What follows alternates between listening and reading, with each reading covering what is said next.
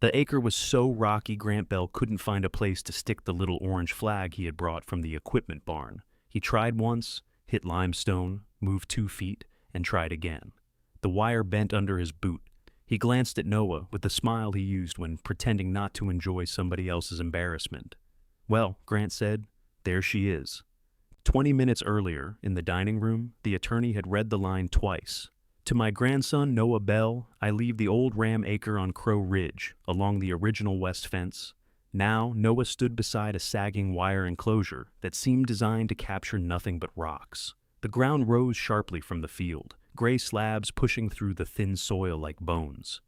No gate opened toward the road. No power line came close. The only level patch was occupied by a thorn bush and the rusted axle of something that might once have been a manure spreader. Grant finally wedged the flag between two stones. Grandpa always said you could make something out of anything. Behind them, Aunt Marlene made a small warning sound. Grant lifted both hands as if Noah were the unreasonable one. Noah looked at the acre and wondered what exactly he had mistaken for love during the last 18 months. The rest of the family had received property that came with doors. Marlene got the white farmhouse, including the porch Wade had meant to repaint for 9 straight summers. Grant got the equipment barn and 22 acres of hayfield, stretching gold and smooth toward the creek. Noah's sister, Leah, received the contents of the formal dining room and a cash distribution that would not make her rich, but would let her stop moving balances between credit cards every Thursday night. Noah had received a slope. "Could have left you his collection of hospital socks," Grant said. "At least those had traction." "Grant," Marlene said. "What?" "We're all thinking it." "No," Leah said. "You're thinking it out loud." That was as close as she came to defending Noah. She stood with her arms folded, car keys hooked around one finger, already calculating how quickly she could get back to Knoxville before traffic thickened. Her eyes met his for half a second and dropped. The attorney, Ellen Park, had remained at the house. She had worn a navy suit despite the July heat and had spoken in the careful, level tone of someone accustomed to families discovering that grief did not improve their manners. She had explained that the transfers would take time, that nobody should remove or sell estate property yet, and that questions could be sent to her office. Grant had heard only the nouns: house, barn, field, cash, acre. Noah hadn't heard much after his own name. He stepped over the low wire and immediately turned an ankle on a loose stone. Grant looked away too late. Noah kept walking, though there was nowhere particular to go. The enclosure narrowed as it climbed. Multiflora rows grabbed his jeans. Near the top, somebody had dumped 3 tires and a dented wash tub. He had brought Wade up here once, 2 summers ago, before the first stroke. Or he thought he had. The ridge looked different now, boxed in by newer wire and choked with brush. Wade had leaned on Noah's shoulder and complained that the hill had gotten steeper out of spite. Back then, they had drunk cold water from a metal cup Wade kept hanging near a spring. Noah couldn't see any spring now. "You planning to farm it?" Grant called. Noah turned. "You planning to be funny all day?" "I don't have to plan it. Runs natural," Marlene said. "Like gas." Grant stared at his mother. Leah let out a laugh before covering it with a cough, and for one brief second, they were the family they had been. Before Wade's illness divided them into people who showed up, people who called, and people who explained why calling ought to count. Then Marlene checked her watch. "We should go back," she said. "Ellen's waiting." Noah followed them down. There was no easy way through the wire, so he climbed over again while Grant held the top strand with exaggerated courtesy. A barb caught Noah's shirt near the ribs and tore a neat little triangle in the cotton. "Careful," Grant said. "That's your fence now." Back inside, the dining room smelled of lemon polish and the ham biscuits Marlene had ordered from the grocery store deli. Wade's chair remained at the head of the table. Nobody sat in it. Ellen Park had arranged copies of the will in front of each place, though Grant's already bore a greasy thumbprint. Noah took his seat and found the paragraph with his name. The wording had not improved while he was outside. He read it once, then again, looking for some sentence Ellen had skipped. There was no money attached for improvement, no right to use the barn, no mention of the pickup Wade had stopped driving after the stroke, just the old ram acre on Crow Ridge along the original west fence, together with any improvements thereon. Noah pictured the wash tub. Ellen answered questions about taxes and transfer dates. Grant asked whether the tractor was part of the barn equipment or the residual estate. Marlene asked about the silver service she had never once used because Wade said coffee tasted foolish out of a pot shaped like a swan.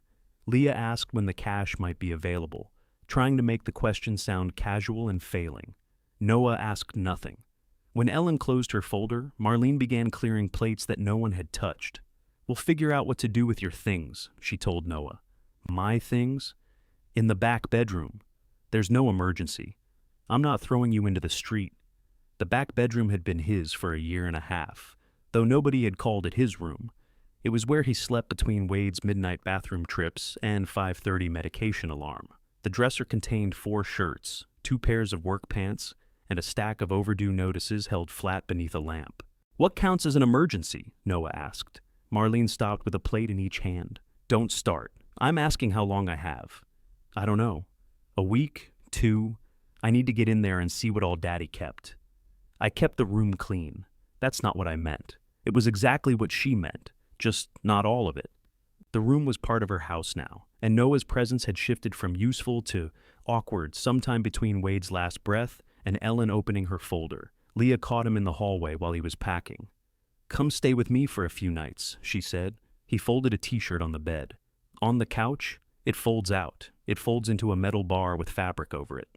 It's still better than whatever dramatic thing you're about to do." He looked at her. She was 32, 6 years older than him, but worry made her look younger around the mouth. She had their mother's dark hair and Wade's habit of pressing her tongue against the inside of her cheek before saying something she knew would land badly. "Don't fight this," she said. "Fight what?" "The will. Everybody's upset." Grant looked devastated. "You know what I mean? Ellen will charge money every time somebody breathes near her." "I didn't say anything about Ellen. You're doing that quiet thing. I'm packing. You always do the quiet thing first." Noah put the shirt in a duffel. "You need your money." Her jaw tightened. He wished he had not said it. He also wished it were not true. "I have debts," Leah said. "That doesn't mean I wanted Grandpa to leave you a pile of rocks." "No, you just don't want me asking whether he meant to." He signed it. "Okay, there. That's the quiet thing." Noah opened the closet. Wade's old canvas tent sat on the top shelf, smelling faintly of mildew even before he pulled it down. Beside it was a green sleeping bag with a broken zipper and an aluminum cook kit dented enough to look chewed. Leah watched him stack them on the bed. "You cannot be serious. The acre's mine. Eventually. Then I'll be eventually sleeping there. Noah, Marlene needs the room."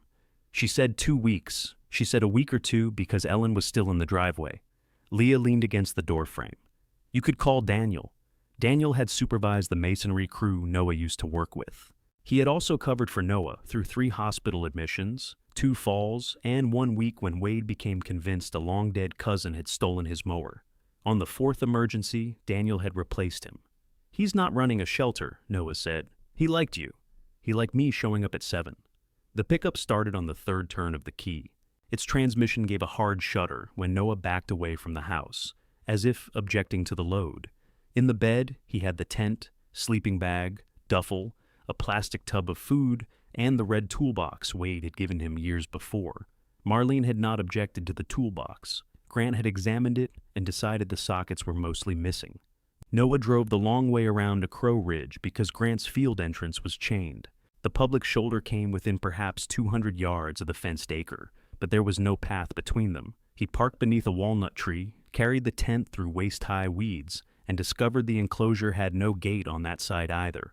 By dusk, sweat had soaked his shirt, and the tent leaned left. He had cleared 6 large stones from beneath it, revealing 12 more. The sleeping bag smelled worse in the evening humidity. His dinner consisted of crackers, canned beans, and the last ham biscuit he had taken from the house without asking. From the ridge, he could see the farmhouse lights come on, one by one. For 18 months, his nights had been divided into sounds. Wade's walker scraping the hall, the oxygen machine humming, a cup knocked over, a weak voice calling his name. Noah had imagined silence as a kind of mercy. On the acre, silence felt like being fired. He lay awake until after midnight, one hand beneath his head, listening to insects strike the tent. He tried not to replay Wade's final week. Wade had barely spoken then. Once, He had gripped Noah's wrist with surprising strength and said, "Don't let it wash out." Noah had assumed he meant the drainage ditch near the porch. The next morning, Wade no longer knew where he was. Rain began around 3.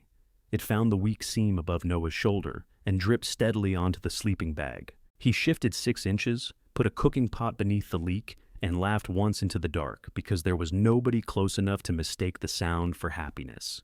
Morning brought white heat and a headache. Noah carried the wet bedding outside, spread it over the wire, and started clearing a place for the truck.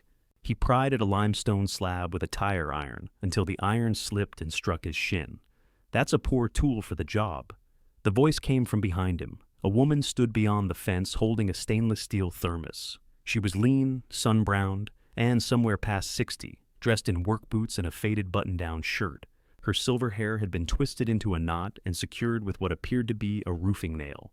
"You Ruth Calder?" Noah asked. "Depends who's asking." Noah Bell. "I know who you are." "Wade had your nose." Noah touched it before he could stop himself. Ruth poured coffee into the thermos lid and passed it over the wire. It was strong enough to remove paint. She studied the tent, the bedding, and the 6 stones he had moved. "What are you doing up here?" "Living the dream." "That dream got plumbing?" "Rain comes through the ceiling." She almost smiled. Then her attention settled on the fence. She walked to the nearest post, scraped a thumbnail over the pale wood, and looked up the slope. "Who told you this was your acre?" "My grandfather's will." "I mean, who showed you this fence?" "Grant." Ruth's mouth flattened. She set the thermos in the grass and stepped over the wire with more ease than Noah had managed once. At the corner, she kicked through weeds until she exposed a shallow hole beside a square of darker earth. "Thought so," she said. "Thought what?" She looked back at him. "This isn't Wade's original west fence." Noah glanced uphill at the rocks, then toward the road he could not reach. "Where is it?" "Most of the line still where it always was." Ruth picked up her thermos. "The part Grant tore out is in my machine shed." Ruth picked up the thermos and started downhill, as if she had already invited him to follow. Noah remained beside the exposed post hole. "You saved somebody else's fence?" "I saved good locust." "That's not the same thing." It was that morning. She did not slow down. Noah set the coffee lid on a stone, pulled on his damp boots, and followed her through the weeds. The route she chose ran diagonally toward the county road, well outside the wire Grant had shown him. A faint depression in the grass suggested that wheels had once passed there, though blackberry canes had nearly closed it. Ruth stopped at a rotted stump and knocked her boot against it. "Gatepost. Used to be a cattle gap here. Wade filled it in after he quit keeping sheep. This was his lane, half his, half mine. Depends where you put your tires." The ground beyond it was still steep, but not impossible. It curved around the shoulder of the ridge instead of climbing straight over it. Noah looked back at his tent, now appearing absurdly distant within Grant's square of wire. Ruth's house sat on the other side of a low pasture, a narrow brick place with green shutters and a roof patched in 3 colors. Behind it stood the machine shed, broad and open on one side. A row of rusting implements lined the wall. Most looked older than Noah. A gray cat occupied the seat of a small tractor and watched him with proprietary suspicion. The fence lay behind stacked feed barrels. Ruth had not tossed it there. The posts rested on blocks, their ends off the ground, with the rails and rolls of wire arranged beside them. Some of the locust posts were silver and split, others were nearly black. One bore 2 rusty gate hinges, another had a faded stripe of blue paint. Noah counted 11 posts before Ruth told him there were 19. "Grant pulled all that?" he asked. "He used your granddaddy's tractor, had a chain around each post and yanked them while the ground was soft." "When?" "Last November, after Wade went to that rehabilitation place." Noah remembered November as a month of disposable coffee cups and arguments about insurance approvals. Wade had spent 19 days in a facility outside Knoxville, demanding to go home and accusing Noah of hiding his boots. Grant had visited once. He had brought a milkshake. Wade was not supposed to drink and left before the speech therapist arrived. "What did Grant tell you?" Noah asked. "That the old line was in his way. Not that Grandpa asked him to move it. He added that after I told him to stop." Ruth leaned against a feed barrel. Her expression gave away nothing, but her thumb rubbed back and forth over a dent in the lid. "I called Wade's room," she said. "Couldn't get him. Called the main number twice. They transferred me around until I ended up talking to a woman who wanted to know my relationship to the patient. What did you say? I said, annoyed. Despite himself, Noah smiled. They didn't have a box for that, Ruth continued. I went over to the house. Grant said Wade had approved the whole thing, said he needed room to turn the tractor without tearing up the hayfield. You believed him? I believed he was going to finish before anybody stopped him. So you took the posts. Grant planned to burn the rails and haul the wire for scrap. I told him they were on my side. Were they? No. The gray cat climbed down from the tractor, stretched, and walked between them. Ruth bent to scratch its head. The softness in her hand did not reach her voice. Grant called me a thieving old woman, she said. I told him one of those words was accurate. Noah crouched beside the nearest post. The wood was scarred with staple marks, some bright where the wire had been pulled free. A root clung to the pointed end, still packed with red soil. Why keep them all this time? Good locust. You already said that? It remains true.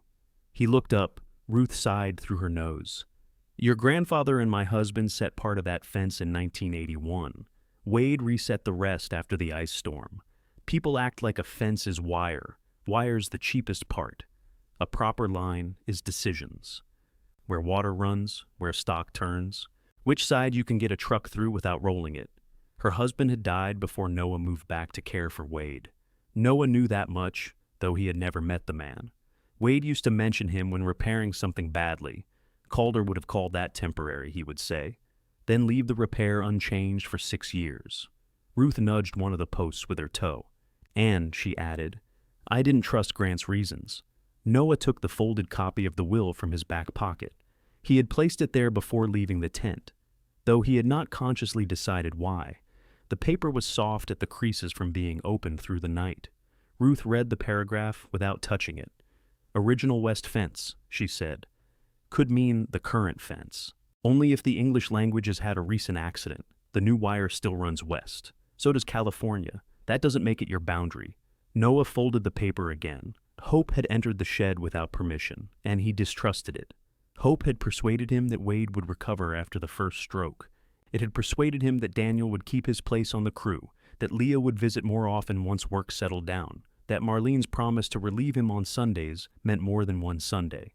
How much land was inside the old fence?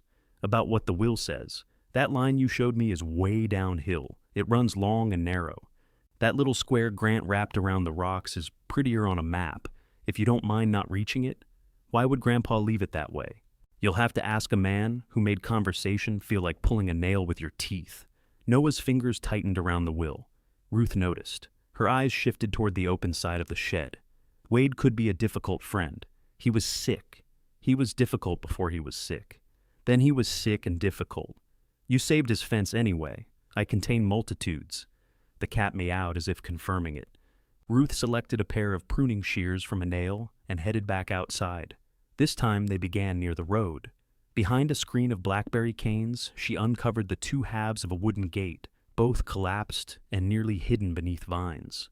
One hinge remained fixed to a standing post on Ruth's side. Across the lane, a squared stone marked where the other post had stood. Noah brushed moss from the stone. Its top held a shallow groove, worn by years of chain. This would give the acre road access, he said. It used to. Grant had to know that. Grant knows every place a tractor can fit, and half the places it can't. They followed the old line uphill. Ruth cut vines while Noah pulled them aside. Every 30 or 40 feet, she found a sign, a dark post stump, wire grown into a cedar, a row of stones cleared from what had once been the lane. The line bent around a narrow bench where the soil lay deep enough for grass. From there it turned sharply and climbed toward Noah's tent, before dropping again through a grove of young sycamores. The new fence crossed the old line twice, taking in part of the rocky crest while cutting off the lane and the bench. Grant had not made Noah's share smaller so much as he had rearranged which ground appeared to belong to it. Noah stood on the bench and imagined his pickup parked without blocking the county shoulder. It was a low ambition. At that moment, it felt luxurious. Ruth pointed into the sycamores. Spring box is down there. I remember one. You ought to. Wade sent you to clean it when you were here summers. He sent me to get water. He sent you with a shovel. Noah remembered the shovel now. He had been 19, hot and irritated, spending a week with Wade because his mother insisted the old man needed company. Wade had told him to clear leaves from a stone box beneath the ridge. Noah had worked for an hour, cutting roots and scooping black muck until cold water rose around his boots. When he complained that the stones leaned inward, Wade climbed down and showed him how their weight held the earth back. "You don't fight a hill," he had said. "You teach the water where to go." At the time, Noah thought it was another of Wade's sayings designed to avoid admitting something needed money. They found the spring beneath a fallen limb and a mat of honeysuckle. The stonework had partly collapsed. Mud filled the basin. A rusted pipe emerged from one wall and disappeared downhill, its open end clogged with roots. Noah knelt and pressed his fingers into the mud. Beneath the sun-warmed surface, the water was shockingly cold. "It still runs." "Springs usually do," Ruth said. "People quit looking, then decide the water quit." An engine sounded above them. A tractor appeared on the bench, moving slowly through the weeds. Grant sat high in the seat, one hand on the wheel. A rotary cutter rattled behind him. He stopped when he saw them. Ruth did not move out of the way. Grant shut down the engine.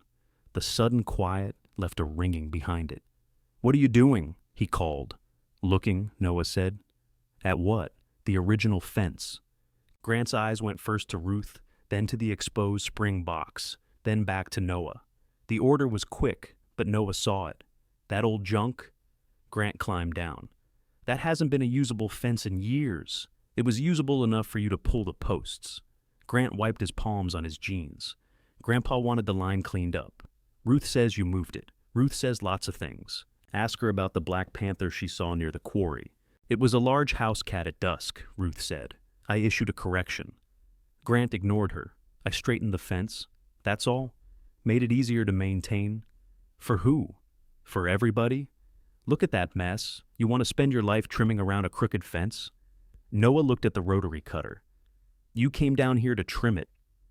Grant's face changed by one careful degree. "I use this lane to get between fields," he said. "Have for months." "So, you knew there was a lane. I knew there used to be one. And the spring?" "What about it? It's inside the old line." Grant shrugged too quickly. "That box hasn't worked right in forever." The pipe at Noah's knee gave a faint metallic tick as cold water moved through it. Grant stepped closer. "Don't start tearing into that. The line runs down to the farm. The farm you inherited, the troughs. Maybe. I don't know if it's even connected anymore." Ruth folded the pruning shears and slipped them into her pocket. "You knew enough to fence it onto your side. It isn't my side. The will hasn't transferred anything yet." "Then why'd you put Noah's flag on the rocks?" she asked. Grant looked at Noah. "You planning to turn this into something?"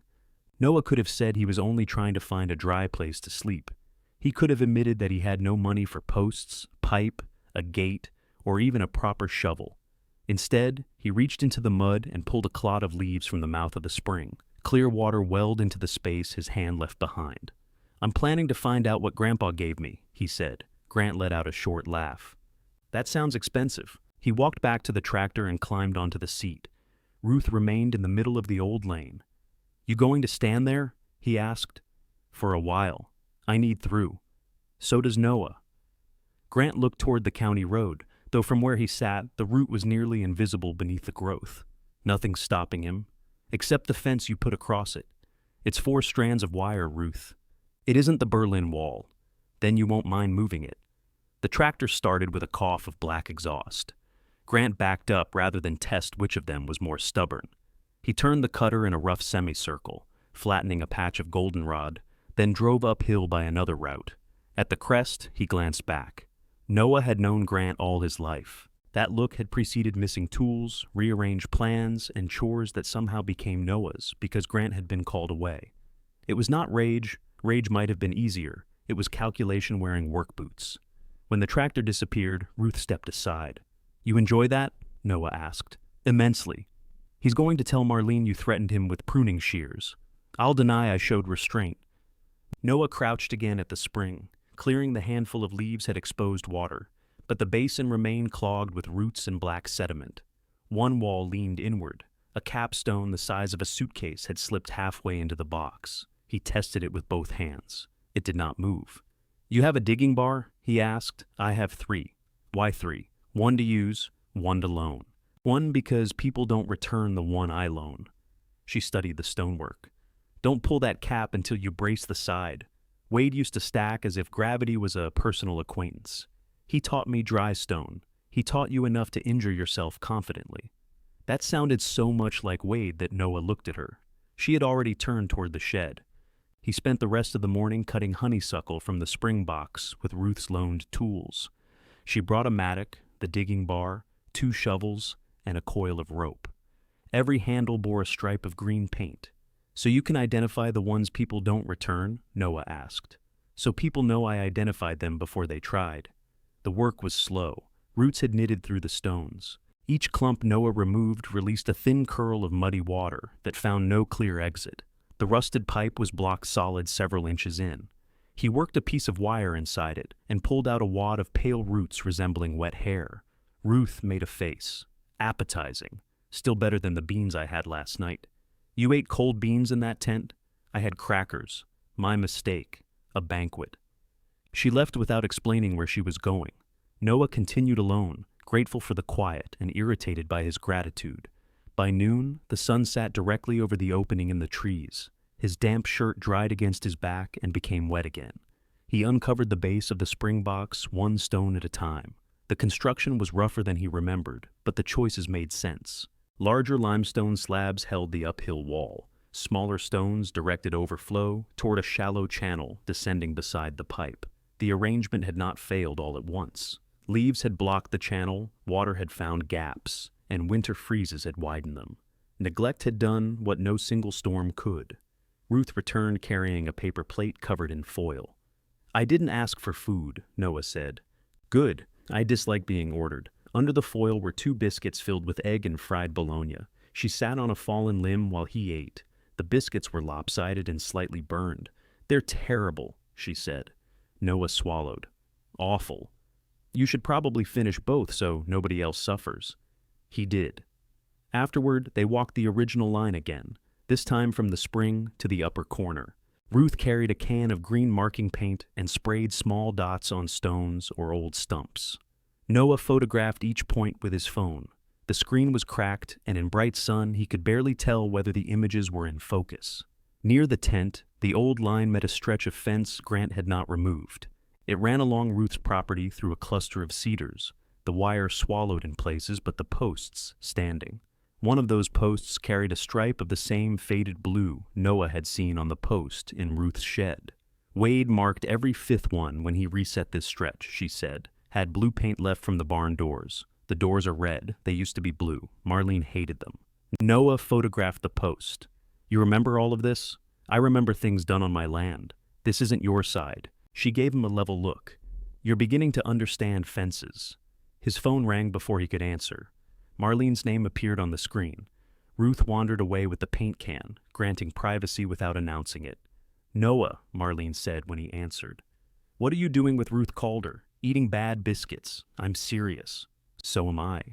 "Grant says she's filling your head with nonsense about the boundary." Noah looked toward the bright new wire, then at the old blue-marked post leaning among the cedars. "Did you know he moved the fence?" A pause. "Not long, but clean. He did some maintenance while Daddy was away. He pulled 19 posts. Those things were rotten. They're in Ruth's shed." "What?" "He moved the line, too." Marlene lowered her voice, though Noah could hear no one near her. "Your grandfather wanted Grant handling the outside work. You know that. He wanted somebody cutting hay. That isn't the same as giving Grant a ruler. I don't know the details. Did Grandpa tell you to move it? I wasn't the one on the tractor. That's not what I asked." She exhaled sharply. "I called because Ellen found some medical bills in a drawer, and I need to know whether you already submitted them. But apparently you're busy accusing everyone of stealing dirt." Noah sat on a stone. His shin throbbed where the tire iron had struck it. "I submitted the ambulance bill," he said. "The radiology one came twice. The second is a duplicate." "Where are the account numbers?" "In the green notebook beside the microwave. There are 3 green notebooks. The one that says medical." "All right." He waited. Marlene rustled papers. "You could have told me you kept records," she said. "I did. Every time you asked how things were going. That isn't fair." "No." He had not meant the word as agreement, but she heard it that way. "Grant is trying to keep the farm functioning," she said. Please don't turn a fallen fence into some family war. He put up a new one around the rocks and told me that was my acre. Maybe he was mistaken. Grant doesn't make that kind of mistake. Everybody makes mistakes. Then he can move it back. Marlene's silence hardened. Don't do anything permanent, she said. The property hasn't transferred. If you start ripping out fences, I'm not the one who ripped it out. She ended the call without saying goodbye. Ruth stood 30 feet away, examining an oak branch with theatrical concentration. You hear all that? Noah asked. Only the parts spoken in Tennessee. He put his phone in his pocket. She knew. You don't know what she knew. She called 19 posts maintenance. Families have stretched smaller words over larger sins. The phrase irritated him because it sounded prepared. You always talk like a courthouse calendar? No. Sometimes I swear. She handed him the paint. Mark the next stump. By mid-afternoon, Noah's arms had begun to tremble from the spring work. He returned Ruth's shovel and carried the other tools toward her place. Keep the bar, she said. You have 3. I'd like to continue having 3. He leaned it against her shed wall. You planning to sleep in that wet bag again? She asked. It'll dry. There's a shower off my laundry room. No, thanks. That wasn't charity. You smell like spring mud and canned beans, and the wind favors my house. He accepted under protest, bringing clean clothes from the truck. Ruth's laundry room had knotty pine walls and a shower stall so narrow his elbows struck both sides. A ceramic dish on the windowsill held screws, buttons, and 3/4. The towel she left him was faded but clean. When he came out, Ruth was at the kitchen table sorting green beans into bowls. The house smelled like coffee and furniture wax. A framed photograph showed her beside a broad-shouldered man with a red beard gone white at the edges. Wade stood on the other side, younger and heavier, holding a coil of wire. All 3 were squinting into the sun. Noah stopped. Ruth followed his gaze. That was after we finished the south stretch. He looks happy. He'd just watched my husband fall into a creek. Did he help him out? Eventually? Noah stepped closer to the photograph. Wade's hand rested on the red-bearded man's shoulder. The gesture seemed easy, almost careless. In the final years, Wade had rationed touch, as if it cost him strength. Grandpa never talked about you, Noah said. He stopped talking about most people after your grandmother died. You could have come over. I did. He made it plain company tired him. He was grieving. So was everybody else. Ruth snapped the end from a bean. Grief doesn't make a person correct. Noah turned from the picture. You don't know what those last years were like. No, you didn't let anybody know. The words landed harder than anything Grant had said. Noah picked up his duffel. Thanks for the shower. I wasn't blaming you. Sounded efficient enough. Noah? He left through the laundry room and crossed the pasture without looking back. Halfway to the acre, his phone rang again. This time, it was Leah. Are you really camping up there? She asked. News travels. Grant says you and Ruth tried to hijack his tractor. Did he say how? No, that part lacked detail. Noah reached the wire and stepped over. His clean jeans caught on a barb in the same place as before. Leah continued. I'm bringing you dinner. I ate. Dinner made afternoon. I'll be there around 6. Leah, don't. I'm not asking. She arrived at 7 with fried chicken, a bag of ice, and a blue plastic tarp still in its store packaging. Her sedan scraped weeds along the shoulder. She walked the remaining distance in sandals unsuitable for the hill, carrying the food against her hip and complaining before she reached him. This is not an acre, she said. It is according to Grant. This is a landslide with property taxes. Noah took the ice from her, careful, pride of ownership. She saw the green marks along the old line and stopped. What are those? Where the fence used to run. Her gaze moved downhill toward the hidden lane. For 1 second, her face became completely still. You knew, Noah said. Leah adjusted her grip on the chicken. Knew what? That Grant moved it. I knew he did some work up here. Everybody keeps calling it work. She walked toward the tent. Can we eat before the ants do? Noah followed, watching her pick her way between the rocks. She had answered too quickly, and not quickly enough. At the tent, Leah spread the new tarp over the leaking roof, while Noah held one side. Neither mentioned the fence. When they finished, she looked at the crooked shelter, then at the long green dotted line, disappearing through the weeds. You're not going to let this go, are you? She asked. Noah pulled the tarp tight. I let go of 18 months, he said. I'm keeping the acre. Leah lowered her eyes to the knot she was tying. That's not what I meant. It's what you asked. I asked if you were going to let the fight go. Not the land, they're the same thing right now. She pulled the tarp cord too hard, collapsing one side of the tent. Noah caught the pole before it fell. Great, she said. I've improved your home. It has a porch now. It has a spinal injury. They reset the pole and tied the cord around a limestone slab. Leah opened the chicken on top of the plastic food tub. She had remembered coleslaw, hot sauce, paper towels, and 2 forks, but no plates. They ate from folded pieces of foil while sitting on opposite sides of the tent entrance. The ridge cooled slowly. Below them, Grant's hayfield held the last orange light. It was beautiful from that distance, which annoyed Noah. Leah scraped coleslaw from her foil. I didn't know he moved it that far. How far did you know? I saw the new wire. I didn't come up and measure. When? She concentrated on closing the coleslaw container. Sometime after Grandpa came home from rehab. That narrows it to 7 months. I wasn't keeping a farm diary. No, you were just visiting all the time. The words came out before he decided whether to use them. Leah's hand stopped on the lid. I came when I could. I know. You always say that, like it means the opposite. Noah pulled skin from a chicken thigh. How should I say it? Maybe without sounding like you're reading my charges. You called every week. I worked. So did I. Until you didn't. He looked at her.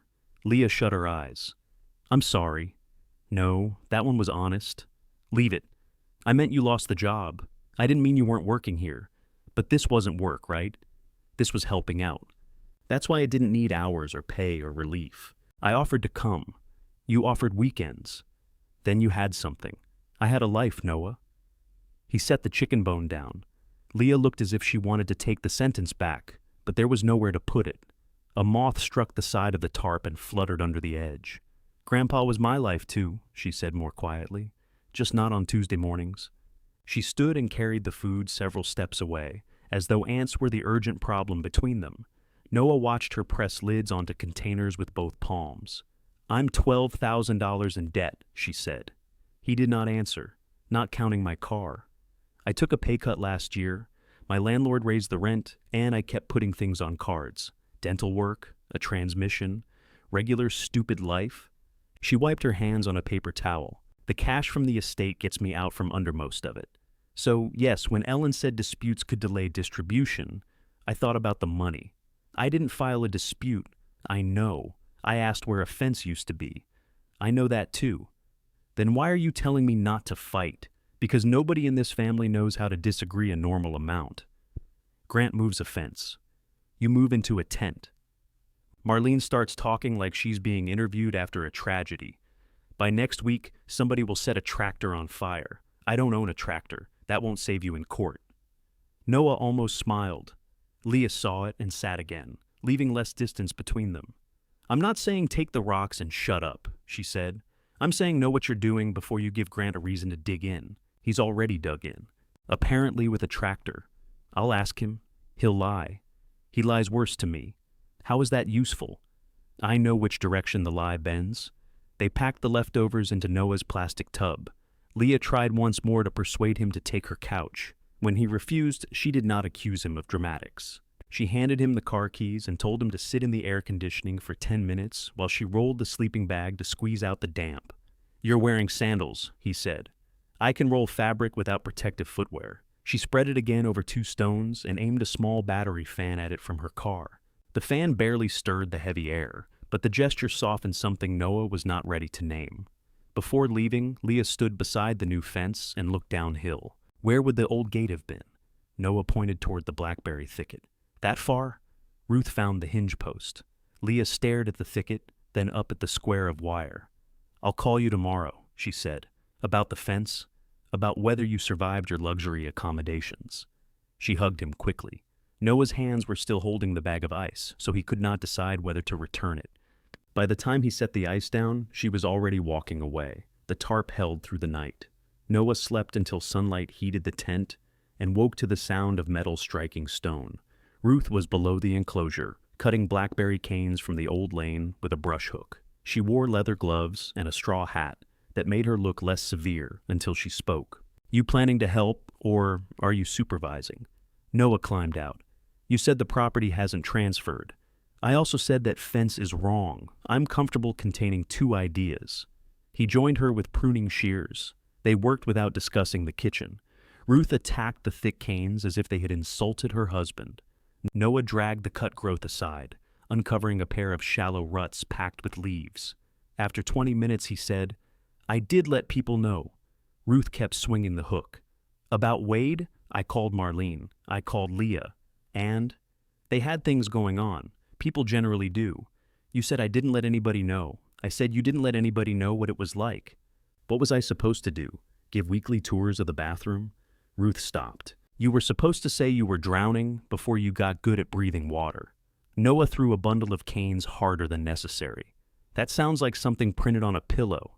I don't own decorative pillows. I saw 3 on your couch. Those came with the couch. I resent them. He looked at her. She leaned on the brush hook. I spoke carelessly, she said. I knew Wade was proud and difficult. I did not know how sick he'd gotten. That part isn't on you alone. It was not a full apology. From Ruth, it felt expensive. Noah bent and pulled a vine from the old rut. I shouldn't have left like that. You smelled better when you did. They resumed cutting. The lane emerged by degrees. Near the county shoulder, they freed the collapsed gate panels and propped them against Ruth's standing post. The wood was gray and soft at the bottom, but the cross braces remained solid. One iron hinge had twisted. The other still moved when Noah poured water over it and worked it back and forth. A second length of newer fence crossed the lane 20 yards uphill. Grant had stapled wire between 2 fresh posts, closing the old access completely. Ruth touched the lowest strand. Don't cut it yet. I thought you enjoyed conflict. I enjoy winning conflict. Cutting wire before the deed transfers is how people end up paying Ellen to describe their feelings. At Ruth's insistence, Noah called the attorney. Ellen answered on the 4th ring with a voice already prepared to be patient. So, Grant gets to leave what he moved, Noah said. But I can't put it back. For the moment, preserve everything as it is. It isn't as it was. I understand the distinction. Do you? Ruth held out her hand for the phone. Noah turned away from her. Ellen continued. The language in the will is specific enough that the original fence matters. That does not mean anyone should make unilateral changes while emotions are high. They're not high. They're tired. I'm going to pretend that was a joke. It was a little one. Send the photographs, Noah. He did. The files took several minutes to upload through the weak signal. Each green-marked stump appeared on his screen, followed by the blue post, the old gate hinge, the stacked locust in Ruth's shed, and the spring box. Stripped of the walk between them, the images looked like unrelated pieces of decay. Ellen replied that she had received them and would speak to the family. Noah put the phone away. Now we wait. People say that as though waiting prevents work. Ruth handed him the brush hook. Clear to the wire. They reached it near noon. The open section of lane behind them was wide enough to walk without thorns catching their clothes. From the road, Noah could now see his tent uphill. He could also see exactly how Grant's new wire barred the easier route. A pickup slowed on the shoulder. Daniel Mercer, Noah's former supervisor, leaned across the passenger seat and lowered the window. I thought that was you, he called. Noah wiped his forehead with his sleeve. Depends who's asking. Ruth made an approving noise. Daniel parked beneath the walnut. He was a compact man in his 50s with forearms like fence posts and reading glasses hanging from a cord around his neck. He looked from Noah to the cut brush, then to the tent. Leah called me, he said. Noah closed his eyes. Of course she did. Said you might be looking for work. She shouldn't have. You looking? Noah glanced at the rusted pipe visible through the sycamores. He needed gloves, fasteners, food, fuel, and a transmission that did not try to leave the truck every time he reversed. Pride offered none of those. Yes. Daniel scratched his jaw. I've got a retaining wall failing at the Hensley place. 2 days, maybe 3. Mostly tear down and sorting stone. When? 7 tomorrow. If you say yes, I need you there at 7. Not 7 unless somebody calls. Not 7 if the truck cooperates. 7. The old shame arrived on schedule. If Wade were still here, I couldn't promise that, Noah said. Daniel's expression changed, but he did not look away. Is Wade still here? No. Then I'm asking about tomorrow. Noah looked up the ridge. Grief had taken his job, then outlived the person he lost it for. I'll be there. Daniel nodded once. Bring gloves. After he drove away, Ruth picked up the brush hook. That looked painful, she said. It was a job offer, I know. They carried the freed gate panel up the lane and leaned it against Grant's crossing wire. It could not yet hang where it belonged, but for the first time the old entrance was visible from the road. Noah rested one hand on its weathered top rail. From the ridge, his acre no longer looked like a trap. It looked blocked. There was a difference. The difference mattered less at 6:30 the next morning, when Noah's pickup refused to go into reverse. He tried twice.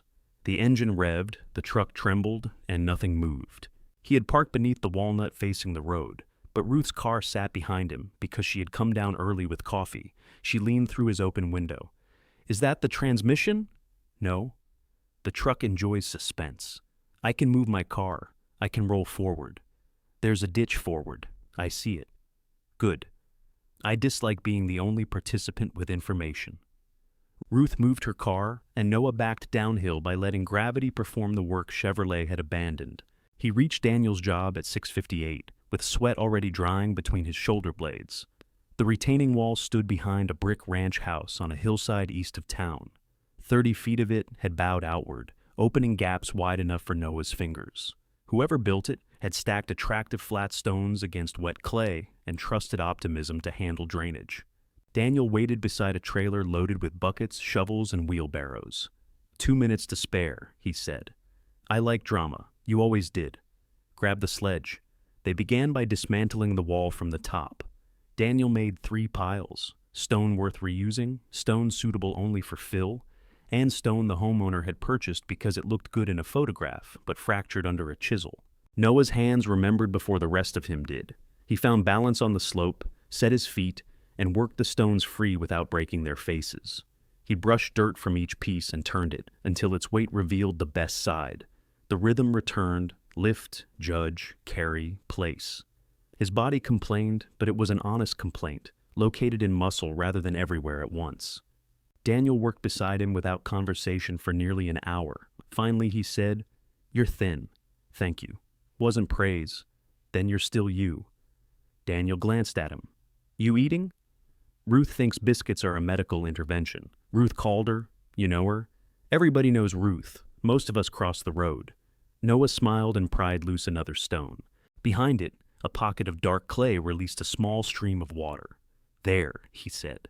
Daniel crouched. The original builder had run a short drain pipe through the wall, but its uphill end stopped against solid dirt. Well, Daniel said, that's decorative. No gravel bed. No path behind it. Pull the next 3 courses. We'll see how much is trapped. Noah continued, conscious of Daniel watching his hands. The old resentment remained between them, but it no longer filled all available space. Daniel had not fired him because he lacked skill. That almost made the memory worse. At lunch, they sat in the shade of the trailer. Noah ate the leftover fried chicken Leah had brought. Daniel drank unsweetened tea from a gallon jug. How was she? Daniel asked. Who? Leah. You talked to her. For 4 minutes. She packed 40 minutes of information into it. She's gifted. She said you got left some land, a geological sample, and you're living on it. I didn't know she was giving a presentation. She was worried. She worries through third parties. Saves time. Daniel screwed the cap onto his tea. You could have called me. For a bed or a job? Either. You already gave me more chances than I used. I gave Wade chances. You used yours up 1 missed morning at a time. Noah stared at the chicken bone in his hand. Daniel rubbed his thumb over a scratch in the jug. That came out meaner than I intended. It came out accurate. It can be both. They returned to work. By late afternoon, the wall lay sorted across the yard, and the trapped soil had begun to drain. Daniel paid Noah in cash for the day and told him to return at 7. Thought you said 2 or 3 days. I did. So, why pay daily? Daniel gave him a look. Because I heard about the truck. Noah folded the bills without counting them. Leah again? The truck told me when you pulled in. The transmission caught first try when he left, which felt like mockery. At the ridge, a silver sedan and Grant's pickup were parked beneath the walnut. Marlene stood beside the old gate panel in white canvas shoes already stained green. Grant had one hand resting on the crossing wire. Ruth watched from her side of the lane, arms folded. Noah got out slowly. Ellen called, Marlene said. That was quick. She sent the photographs. To everybody? To the interested parties. Ruth raised a hand. I enjoyed the one of my feed barrels. Marlene did not acknowledge her. She says the original fence language needs to be addressed before the distribution is finalized, Marlene continued. Grant and I think we can address it without making this adversarial. Grant moved it while Grandpa was in rehab. We're not relitigating every farm decision. We haven't litigated it once. You know what I mean? Grant took over. The old line was a maintenance nightmare. That lane washes, the lower corner stays wet, and nobody's run stock through that gate in years. I straightened it so we could keep the brush down. You fenced out the road. So we'll give you access across the hayfield. Give me a permanent route from the barn road to your fence. Better surface. Shorter drive. It crosses your field. Along the edge. Noah looked where Grant pointed. The route would run from the barn entrance across the lower slope, then climb sharply toward the newer enclosure. It depended on Grant's gate, passed within sight of the farmhouse, and ended at the worst side of the acre. What happens when you cut hay? Noah asked. You stay to the edge, and when it rains, you wait till it dries. Ruth spoke without raising her voice. That's not access. That's permission dressed for church. Marlene turned.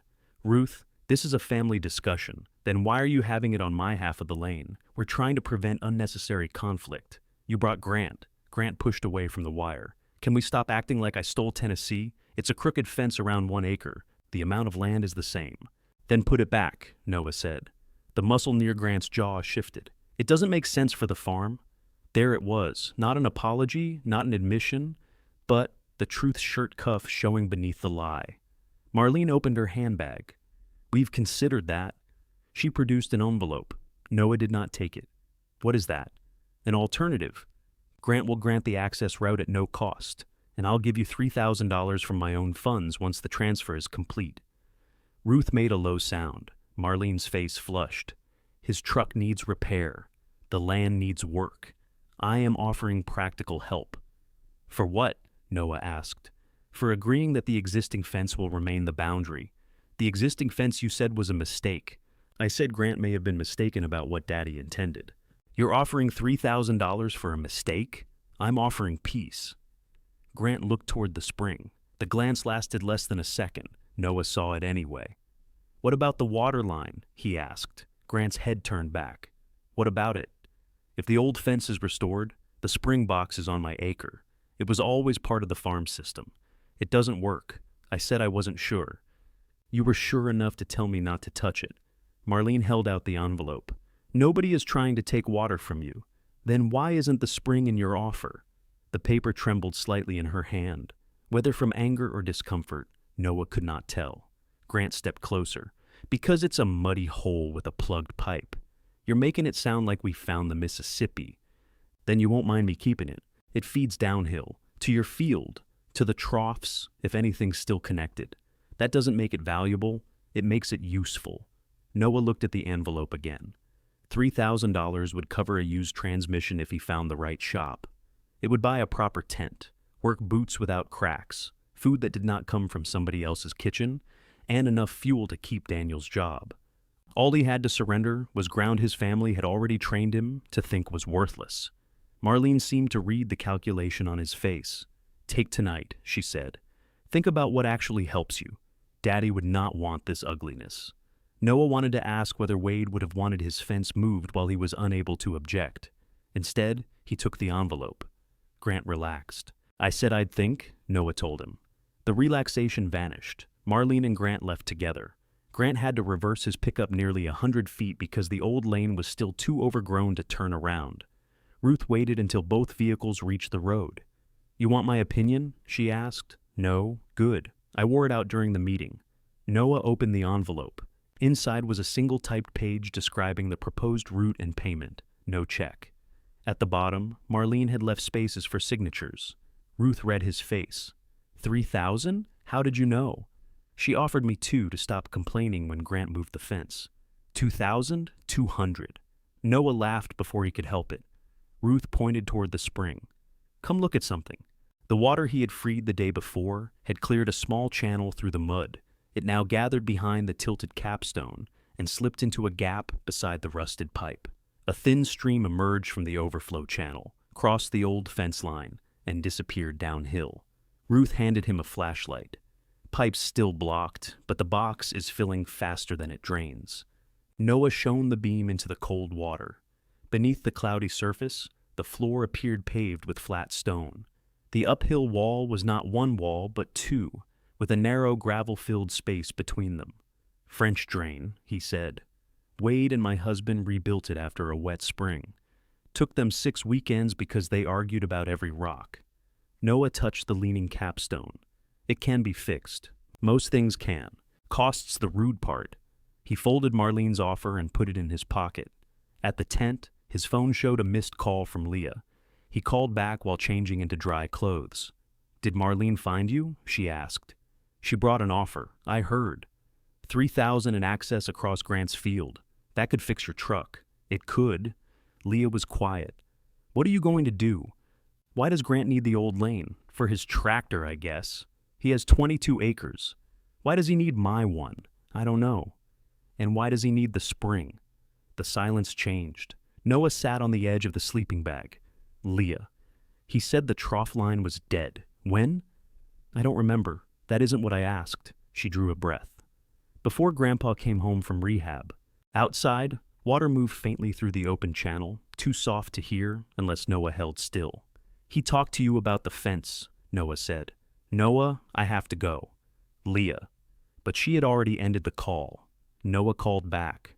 Leah let it ring until voicemail answered in her bright recorded voice, the one that sounded as if she had never disappointed anybody. He hung up before the tone. The typed offer remained in his pocket through the night. Whenever he turned, the folded paper pressed against his hip. Around 2, he took it out and set it beneath the cookpot so the wind would not carry away $3,000 worth of peace. He arrived at the retaining wall at 6:45. Daniel looked at his watch. "Trying to build credit? My transmission likes empty roads." "Your transmission likes last rites." They spent the morning cutting a trench behind the dismantled wall.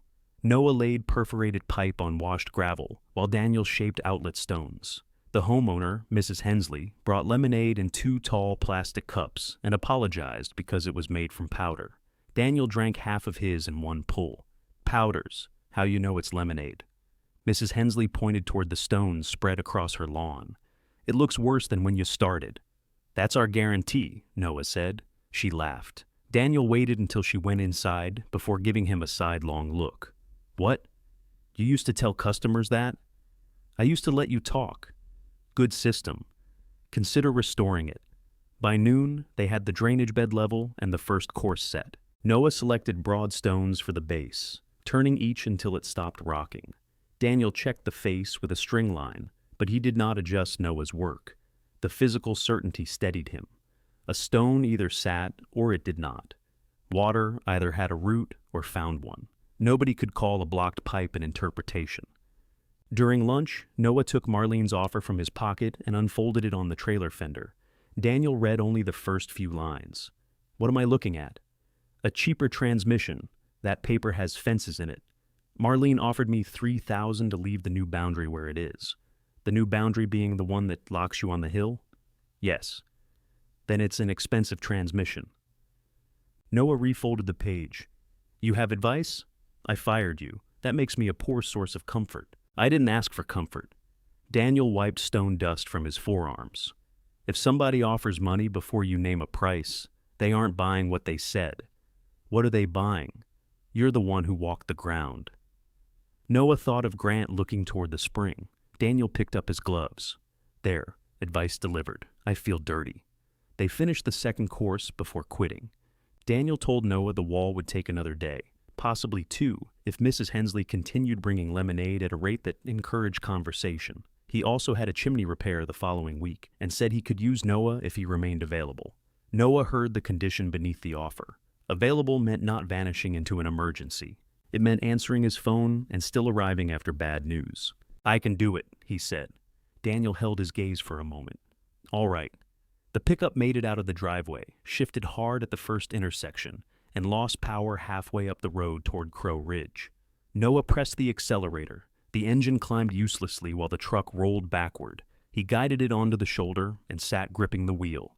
Daniel's truck appeared behind him a minute later. He pulled over and walked up carrying a red shop rag. "I did not arrange this for dramatic effect," Noah said. "Open the hood. The transmission isn't under the hood. The dipstick is, smart man." The fluid was low and smelled burned. Daniel poured in a quart he carried for his trailer truck, then stood back while Noah tried again. The pickup moved, though the shift struck hard enough to rattle the toolbox in the bed. "How long will that last?" Noah asked. Daniel capped the empty bottle. "Longer than if I hadn't poured it in." "Useful. Drive it to Pruitt's. Let him look. I have a job tomorrow." "You have half a job tomorrow if you leave the truck blocking Mrs. Hensley's hydrangeas." Pruitt listened to the transmission in the gravel lot, drove a slow circle behind the shop, and returned wearing the expression of a doctor whose patient had arrived too late, but might still purchase expensive optimism. "Could rebuild it," he said.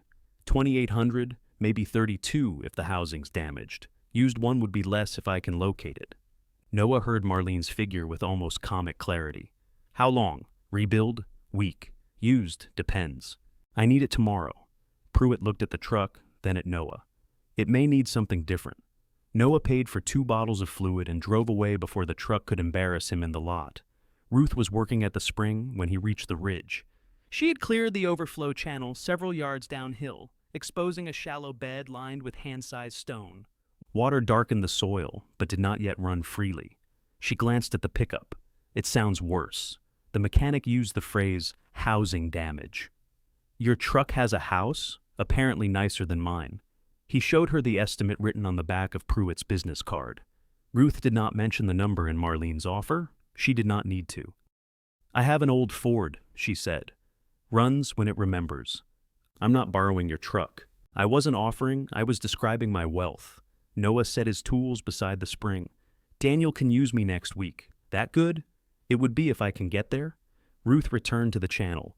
"My husband used to say a vehicle only needed 3 things: fuel, compression, and a person willing to lie about the noise." How long did he believe that? Until the engine caught fire outside Maryville.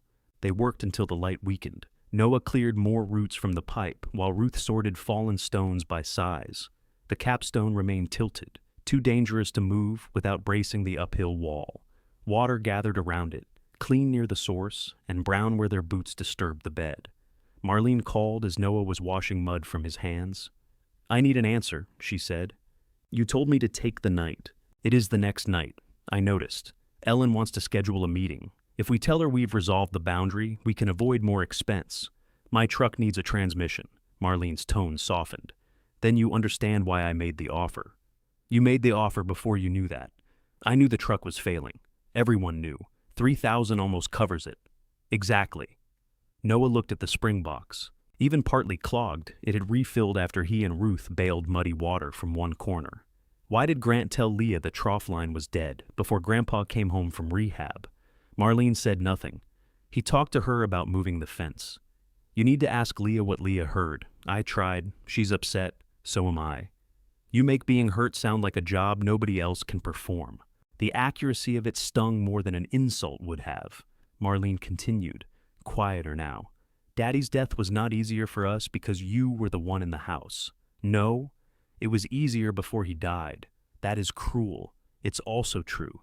He wished he could pull the sentence back. Marlene's breathing came through the phone, thin and uneven. "I loved my father," she said. "I know. Don't say it like that." He heard Leah in the words and closed his eyes. Marlene steadied her voice. "Are you accepting the proposal?" "No." The answer surprised him by arriving whole.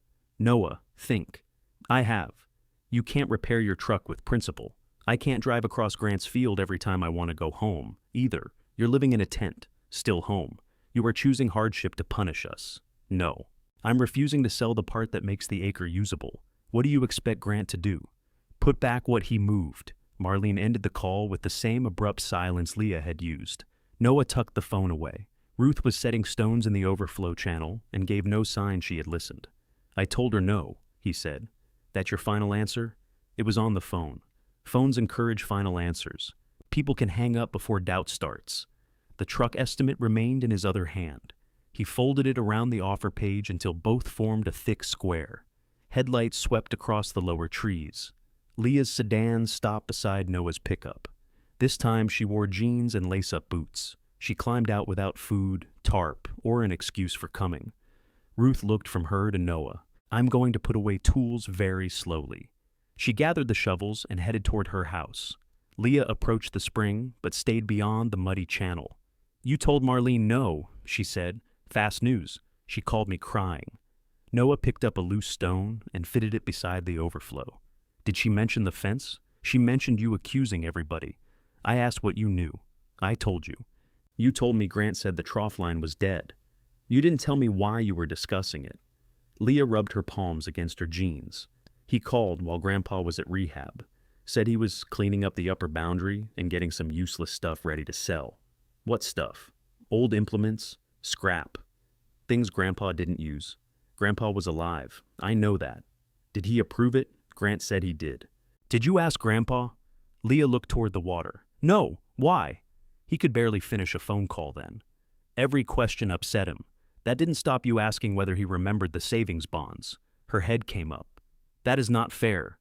"Did you hear the tractor?" The question hung between them. Leah stepped across the channel and nearly slipped. Noah reached automatically, then stopped before touching her arm. "I came to the house that Saturday," she said. "Grant was already up here. I heard the tractor, and later I saw posts chained in a pile near the barn. Ruth's posts, I guess." "You saw him take the fence out." "I saw posts, and said nothing. He told me it was rotten. He said straightening the line made the field easier to work and would keep the farm from losing value. He was helping sort equipment, and I thought—" She pressed her tongue against her cheek. "I thought if he kept things running, there would be less debt against the estate, more left for everybody. There it is. I didn't know what the will said. You knew Grandpa hadn't come home. I believe Grant. No, you believe not asking was better for you." Leah flinched. At the reading, Noah remembered, she had looked away when Grant planted the orange flag. She had not been confused. She had been hoping confusion would hold. "I should have said something yesterday," she whispered. "You should have said something in November." "Yes." The word left him with nowhere to push. Leah looked at the tilted capstone, the exposed pipe, and the green marks climbing through the weeds. "I'm sorry." Noah picked up another stone. His hands had begun to shake, so he set it down again. "Go home, Leah. I came to help. You came because Marlene cried. I came because I lied to you." He met her eyes. "Then tell the truth somewhere it cost you," he said. "Not just here." Leah stood beside the cold water for several seconds. Then she turned and walked back toward her car. She did not promise anything. For once, that made Noah believe her. Ruth waited until the sedan's taillights vanished before returning with the tools she had supposedly gone to store. "That was quick," Noah said. "I forgot the shovel." "You're carrying two." "I forgot them both." She set one beside the spring. Noah picked up the stone he had abandoned, turned it, and placed it along the channel. It rocked. He lifted it again. Ruth watched him try the opposite face. "She tell you?" she asked. "Enough. Enough is usually the painful amount." She saw Grant taking out posts, believed him when he said Wade approved it. Did she? She believed not asking. Ruth selected a flatter stone and handed it over. People are talented at believing what leaves their schedule intact. Noah fitted the stone. This one held. "I told her to tell the truth where it cost her." That's a fine sentence. It was mean. Those categories overlap. The following morning, Noah's transmission chose the bottom of Ruth's driveway to stop pretending. The pickup rolled backwards 6 feet and came to rest with one rear tire in her flower bed. Ruth stood on her porch holding her coffee. "Those were irises," she said. "They still are. They're horizontal irises." Noah tried drive, reverse, and a combination involving an apology to the steering wheel. The truck answered with a high whine. Ruth disappeared into her garage and returned in an old brown Ford with one primer gray door. Its exhaust had a loose rattle, and the bench seat was split down to yellow foam. "You said I couldn't borrow it. You can't. I'm driving. I need to work all day. I've been looking for 8 uninterrupted hours in a truck." Daniel's eyebrows lifted when Ruth dropped Noah at the Hensley house. "Carpool?" he asked. "Don't," Noah said. Ruth leaned across him and called through the passenger window, "Have him ready by 5. I charge waiting time." She drove off before Daniel could answer. The wall rose steadily that day. Noah set the face stones while Daniel filled behind them with clean gravel. Each course leaned slightly into the hill. The drain outlet emerged low and plain between two large stones, its purpose more important than its appearance. By mid-afternoon, Mrs. Hensley stood on the patio admiring it. "It looks like it was always there," she said. "That's the idea," Daniel told her. Noah wiped his hands on his pants. The wall did not look new. It looked settled. He had forgotten how satisfying it was to finish something that would remain after he left. Daniel checked the final section with his line. "Still got your eye. Thought you hired me for my personality. I considered sending you home for it." They packed tools until Ruth's Ford rattled into the driveway at exactly 5. A tow strap lay coiled in the truck bed. "You own a strap?" Noah asked when he climbed in. "I own 2. One to use, one to loan, and one because nobody returns the loaned one. You do listen." They pulled his pickup out of the irises and towed it beneath the walnut. Ruth made him steer the dead truck while she drove the Ford. Each downhill turn tightened the strap with a jolt that made his teeth meet. At the acre, she handed him the Ford keys. "I thought I couldn't borrow it. You can't. You may prevent it from rusting in one place until your truck is fixed. What if I wreck it? Try to improve the gray door." Noah closed his fingers around the keys. "I can pay something. You can put fuel in it, not the cheap kind. There's more than one kind. Give those back." He held on. A message from Ellen waited on his phone. Family meeting at the farmhouse, Friday at 4. Ruth had been asked to attend because the fence crossed their shared boundary and because she possessed the removed materials. "Possessed," Ruth said when he read it aloud. "Makes me sound biblical. You did take 19 posts, saved, from their owner, from Grant, who wasn't their owner." She looked pleased. "Now you're learning." The dining room felt smaller on Friday. Someone had removed Wade's chair from the head of the table, leaving a pale rectangle in the rug where its legs had stood. Noah noticed before he noticed anything else. Marlene sat rigidly beside Ellen. Grant occupied the far end, one ankle resting on his knee.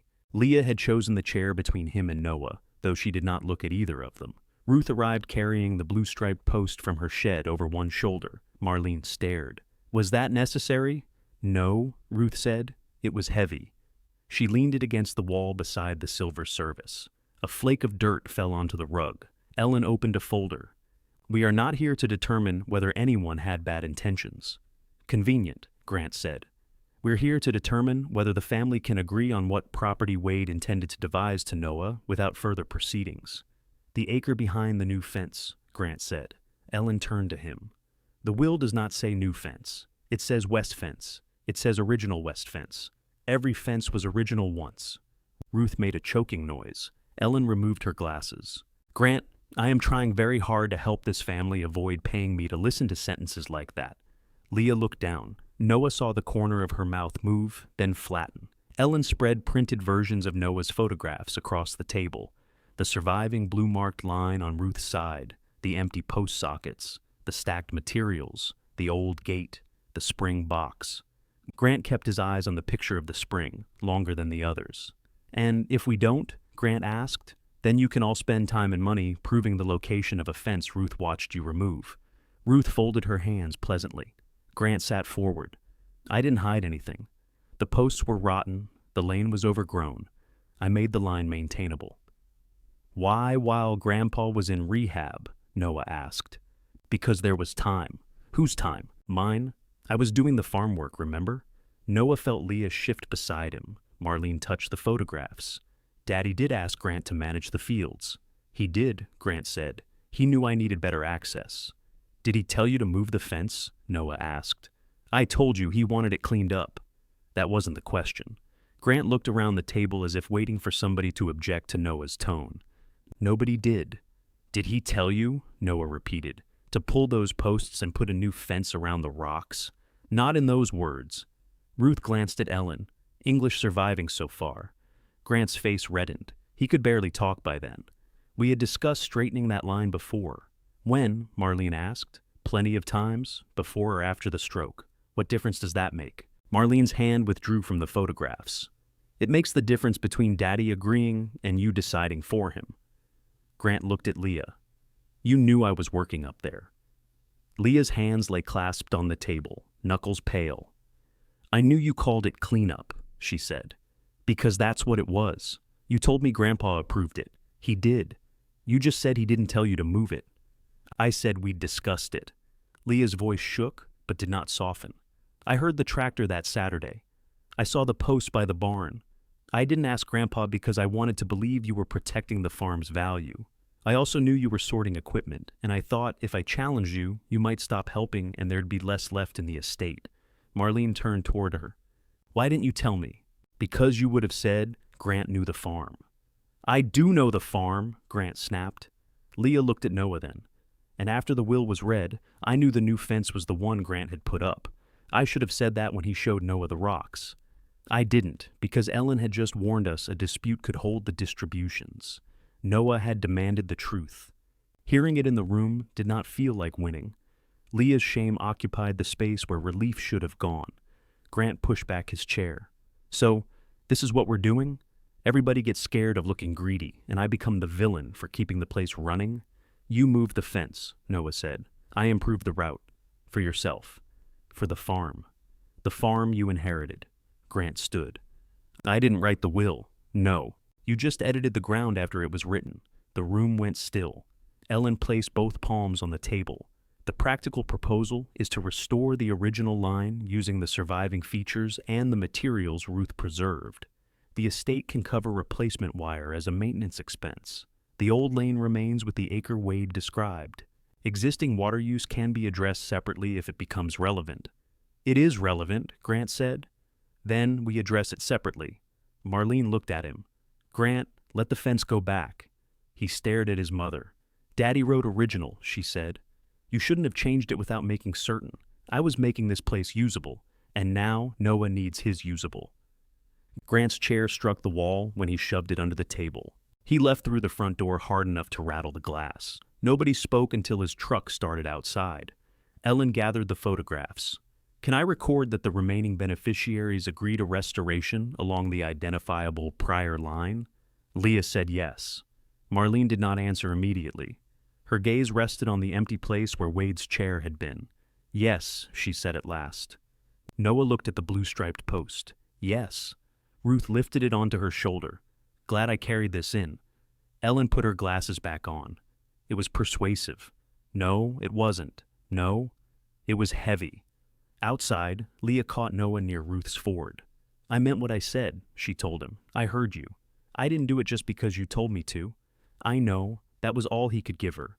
She nodded as if it were more than she expected. The next morning, Noah found her at Ruth's machine shed, wearing the same boots. The 19 posts had been laid out on the grass. Ruth was testing each one with a hammer, separating solid wood from rot. Leah picked up one end of the blue-striped post. I told Marlene I'm staying, she said. Noah took the other end. For how long? Until it costs me. Ruth pointed toward the waiting Ford. Save the family healing for after we load, she said. Locust doesn't get lighter while people grow. The post did, in fact, get heavier. By the time Noah and Leah carried it from Ruth's shed to the Ford, the old locust seemed to have absorbed every apology neither of them knew how to make. They lowered it into the bed beside 6 others, and the truck springs gave a tired creak. Ruth struck another post with the hammer. The wood answered with a deep, solid note. This one stays. Leah wiped her palms on her jeans. What happens to the bad ones? Firewood. Isn't locust hard to split? Very. Why do you sound pleased? I enjoy winter projects that create regret. They loaded 12 usable posts. The remaining 7 were soft at the ground line or split through their staple holes. Ruth had stacked the rails separately, though most were too weathered to bear weight. Noah chose 3 for the gate and left the rest. The blue-striped post rode last, extending over the tailgate. Leah tied a red rag to it. Now it's legal, she said. That rag came from my good shop towel, Ruth said. It had a hole. It had character. They drove slowly across the pasture. Noah sat in the truck bed with one hand on the posts to keep them from rolling. Leah rode up front. Through the rear window, he could see her listening while Ruth talked. Whatever Ruth said made Leah laugh, then look back at him. At the old lane, they unloaded the posts in order. Ruth had remembered roughly where each belonged and had marked them with chalk. The blue-striped one returned to the upper stretch near the cedars. The hinged post went beside the road. Leah stood over the square stone, marking the missing gatepost. Where do we start? Digging, Noah said. I was afraid you'd say that. The hole's already here. It's filled with 40 years of spite. Ruth has a tool for that. Ruth handed her the digging bar. The old post socket had collapsed at the edges and filled with roots. Leah worked the bar while Noah cleared loose soil with a narrow shovel. Every few minutes she stopped to stretch her shoulders and glare at the hole. "You knew this was going to take all day," she said. "I thought you came until it cost you. I meant socially." By noon, the post stood plumb. Noah packed crushed stone around its base and tamped it in layers. Ruth checked it from 2 directions, then pushed against it with both hands. "It'll do." Leah leaned on the shovel. "That's the nicest thing she's said today. I complimented your boots. You said they were less foolish. Growth deserves recognition." At the crossing wire, Noah paused with the bolt cutters in his hand. Ellen's email authorizing restoration was saved on his phone. Marlene had agreed. Leah had agreed. Grant's consent was no longer necessary for the estate to put back what he had changed. The wire still felt like his. Not legally, personally. Grant had stretched it, stapled it, and presented it to Noah as fact. Cutting it would turn the argument into a visible act nobody could pretend had happened accidentally. Leah noticed his hesitation. "You want me to do it?" "No." He closed the jaws around the top strand. The wire snapped with a sharp metallic recoil. Ruth caught the loose end before it struck him. "Gloves," she said. "I'm wearing gloves. Better ones." They cut the remaining strands and rolled them back to the nearest new posts. Grant's square enclosure opened onto the old lane. Nothing dramatic changed. No hidden view appeared. No music rose from the trees. There was simply a gap wide enough for a vehicle. Ruth drove the Ford through first. The truck bumped over roots, followed the curve around the ridge, and climbed onto the narrow bench. For the first time, Noah reached the acre without climbing wire or crossing Grant's field. Ruth parked beneath a sycamore and lowered the window. "Well," she said, "civilization has arrived." The muffler announced it. They spent the afternoon moving Noah's tent from the rocky crest to the bench. The ground there was not flat so much as cooperative. Noah cleared stones, Leah raked leaves, and Ruth watched them orient the entrance downhill before saying the wind came from that direction in storms. They turned the tent. Then she said runoff crossed the opposite corner. They moved it 6 feet. When they finally drove the stakes, Leah lay on her back in the shade. "I understand why people buy houses already built." Noah set the food tub inside. Marlene got one free. Leah's face tightened. He regretted it, though the sentence remained true. "She wants to come up," Leah said. "Why?" "To bring the replacement wire. Ellen said the estate could pay. She can leave it by the road. She's trying." She offered to buy the spring yesterday. She didn't understand the spring. She didn't ask. Leah sat up. "You're right. But if everybody has to understand before they're allowed to do better, this family is finished." Noah pulled the sleeping bag onto the drier ground. "Maybe it is." She looked at him for a long moment, then picked up the rake and went back to work. Marlene arrived while they were repairing the gate panels. She had changed from white canvas shoes into old rubber boots and brought 2 rolls of woven wire in Grant's pickup, though Grant was not with her. She also carried the green medical notebook Noah had kept beside the microwave. "I found the duplicate bill," she said. "Good.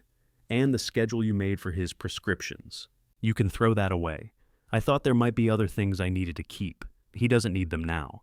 Marlene held the notebook against her chest. "I know that." Noah set down the brace he was measuring. Ruth took Leah toward the spring on the pretense of needing help with rope. Neither woman attempted to make the pretense convincing. Marlene looked around the bench. The tent, under Leah's blue tarp, had begun to resemble a blue hump growing from the earth. "You moved," she said. "Better ground." "I didn't realize this part was level." That was the idea. She flinched at the accusation, though Noah had spoken without emphasis. "Grant said the old lane stayed wet," she said. "It drains if you clear it. He said maintaining it would be constant work. Most land is." Marlene glanced uphill toward the rocks enclosed by the remaining new wire. "I should have come out here before." "Yes. You don't have to make every apology difficult. You haven't made one." Her mouth opened, then closed. She set the medical notebook on a stump. "I depended on you too much," she said, "with Daddy." Noah waited. "I thought, because you were already staying there, and because you knew what he needed." She rubbed a thumb along the notebook's spiral edge. "Every time I called, you said you had it handled. What should I have said? That you didn't. Would you have come?" Marlene looked toward Leah and Ruth beside the spring. Not enough. It was not the answer Noah wanted. It was close enough to hurt. She pointed at the wire in the truck. Where do you need those? He showed her the upper line. Together they rolled the heavy bundles onto the ground. Marlene's boot slipped once and Noah caught her elbow. She thanked him without looking up. Before leaving, she touched one of the old gate rails. Daddy kept sheep up here when we were young, she said. Mean little things. One knocked Grant into the water trough. Maybe it recognized character. Marlene laughed. The sound escaped unexpectedly, followed by a hand over her mouth. For a moment, grief changed her face so completely that Noah saw the daughter she had been instead of the aunt who owned his old room. Then she picked up her handbag. Grant won't help with the fence, she said. I didn't ask him. He thinks we embarrassed him at that meeting. He embarrassed himself in November. That may be true. It doesn't make him less angry now. After she left, Noah found the medical notebook still on the stump. Inside the front cover, Marlene had written the date of Wade's death beneath Noah's medication chart, then crossed it out so hard the pen tore the paper. Daniel's wall was finished the following afternoon. Mrs. Hensley paid him and brought out a photograph of how the yard had looked before the failure. Daniel pretended to study the picture while finishing a third glass of powdered lemonade. Noah received 4 days' pay, enough to order new gate hinges, fencing staples, and a length of pipe for the spring without touching the money set aside for food and fuel. Pruitt had located a used transmission but wanted $1,800 plus labor. The amount remained beyond him, though no longer impossibly distant. Daniel pointed toward Ruth's Ford when Noah prepared to leave. How long do you have that? Until it rusts somewhere interesting. The chimney job starts Tuesday. I'll be there. You keep saying that like I'm the one who needs convincing. Noah drove back with the gate hardware on the floorboard. Leah's sedan was already beside the road. She and Ruth had reset 2 more posts while he worked. Neither stood perfectly straight, which Ruth blamed on Leah and Leah blamed on Tennessee. The fence grew over the next several evenings. They set posts where the old sockets remained, replaced rotten ones with new locust Ruth cut from her back lot, and stretched the woven wire a section at a time. Noah kept the upper strands loose enough to adjust until the corners were braced. At the spring, he built a temporary timber support beneath the slipped capstone. He removed the leaning stones, cleaned the gravel behind them, and reset the wall with its face angled slightly uphill. Water clouded each time he worked, then cleared overnight. The pipe remained stubborn. A flexible rod traveled 12 feet before striking something solid. Collapse section, Noah said. Or a very committed root, Ruth answered. He began tracing the pipe downhill by probing the soil. The root crossed the old lane below the spring and continued toward Grant's hayfield. The first rebuilt gate hung on a humid Thursday evening. It sagged once, forcing Noah and Leah to lift it off and reset the hinge. The second time, it swung over the lane with an inch to spare. Leah closed it and dropped the chain over the post. Look at that, she said. A barrier with consent. Noah was still laughing when the tractor engine sounded below them. Grant came up the lane pulling the rotary cutter. He did not stop at the road gate. He climbed down, lifted the chain, drove through, and left the gate open behind him.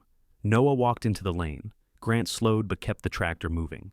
Need to reach the upper field. Use your route. This is my route. It's inside my fence. It's a farm lane, Noah. Always has been. Then ask. Grant stopped close enough that Noah smelled hot diesel. You want me to ask every time I do my job? I want you not to act like my gate is decoration. Behind Noah, Leah came down from the spring. Grant saw her and gave a bitter smile. Got a committee now? She helped build it, Noah said. Congratulations? He accelerated before Noah could answer. The tractor passed within a few feet, its rear tire crushing the edge of the stone-lined overflow channel. The rotary cutter followed, catching the temporary brace beneath the spring wall. Wood cracked. The capstone shifted. A rush of muddy water broke through the stones Noah had reset and spilled across the lane. Grant looked back, but did not stop. Noah stood in the spreading water, watching 4 evenings of careful work come apart in less than 4 seconds. Leah moved first. She splashed through the overflow and grabbed the broken brace before it washed beneath the capstone. Tell me what to hold. The wall, not that. Which part? All of it. Noah dropped to his knees in the water and shoved his shoulder beneath the timber. The capstone had settled less than an inch, but its weight pressed the upper wall outward. Mud boiled through the widening gaps. Get Ruth, he said. Leah ran. Noah wedged a loose limestone slab under the brace and pushed until the timber rose. Water soaked his shirt and filled his boots. The wall answered with a low grinding sound. "Don't," he told it. The wall showed no respect for tone. Ruth arrived carrying a jack from the machine shed. Leah followed with blocks and a short length of chain. Together, they set the jack on a flat stone, chained the timber to keep it from slipping, and raised the capstone enough for Noah to replace the crushed support. "Slow," Ruth said. "Half a turn. I know. Then be comforted by agreement." Once the load rested on fresh blocks, Noah pulled away. His right shoulder burned. Mud coated him from chest to knees. Leah stood in the broken channel, breathing hard. "He saw us." "I know." He looked back. "I know." Ruth examined the tire print across the overflow. The tread had pushed 3 lining stones into the mud and cracked the new pipe Noah had laid beneath the lane. "Did he aim for it?" Leah asked. "No," Noah said. Ruth looked at him. "He didn't have to," Noah added. He knew it was there and decided it should move. The tractor came back 20 minutes later. Grant approached from the upper field without the cutter running, though the blade still turned slowly beneath the deck. Noah walked downhill and closed the gate across the lane. Grant stopped on the other side. "You gonna open that?" he called. "No, I need out." "You have another route. Not with the cutter. You got in without asking. I've used this lane for years. That was before you left it to me." Grant shut off the engine and climbed down. Sweat had darkened the front of his shirt. He looked past Noah toward the spring, where Ruth and Leah were packing stones around the temporary support. "What happened?" Noah stared at him. "I didn't see the brace," Grant said. "You look back. I heard something. You drove over the channel. The channel crosses the lane. The lane crosses my acre." Grant put a hand on the gate. "So, fix it in a way that doesn't block equipment. You could help fix what you broke.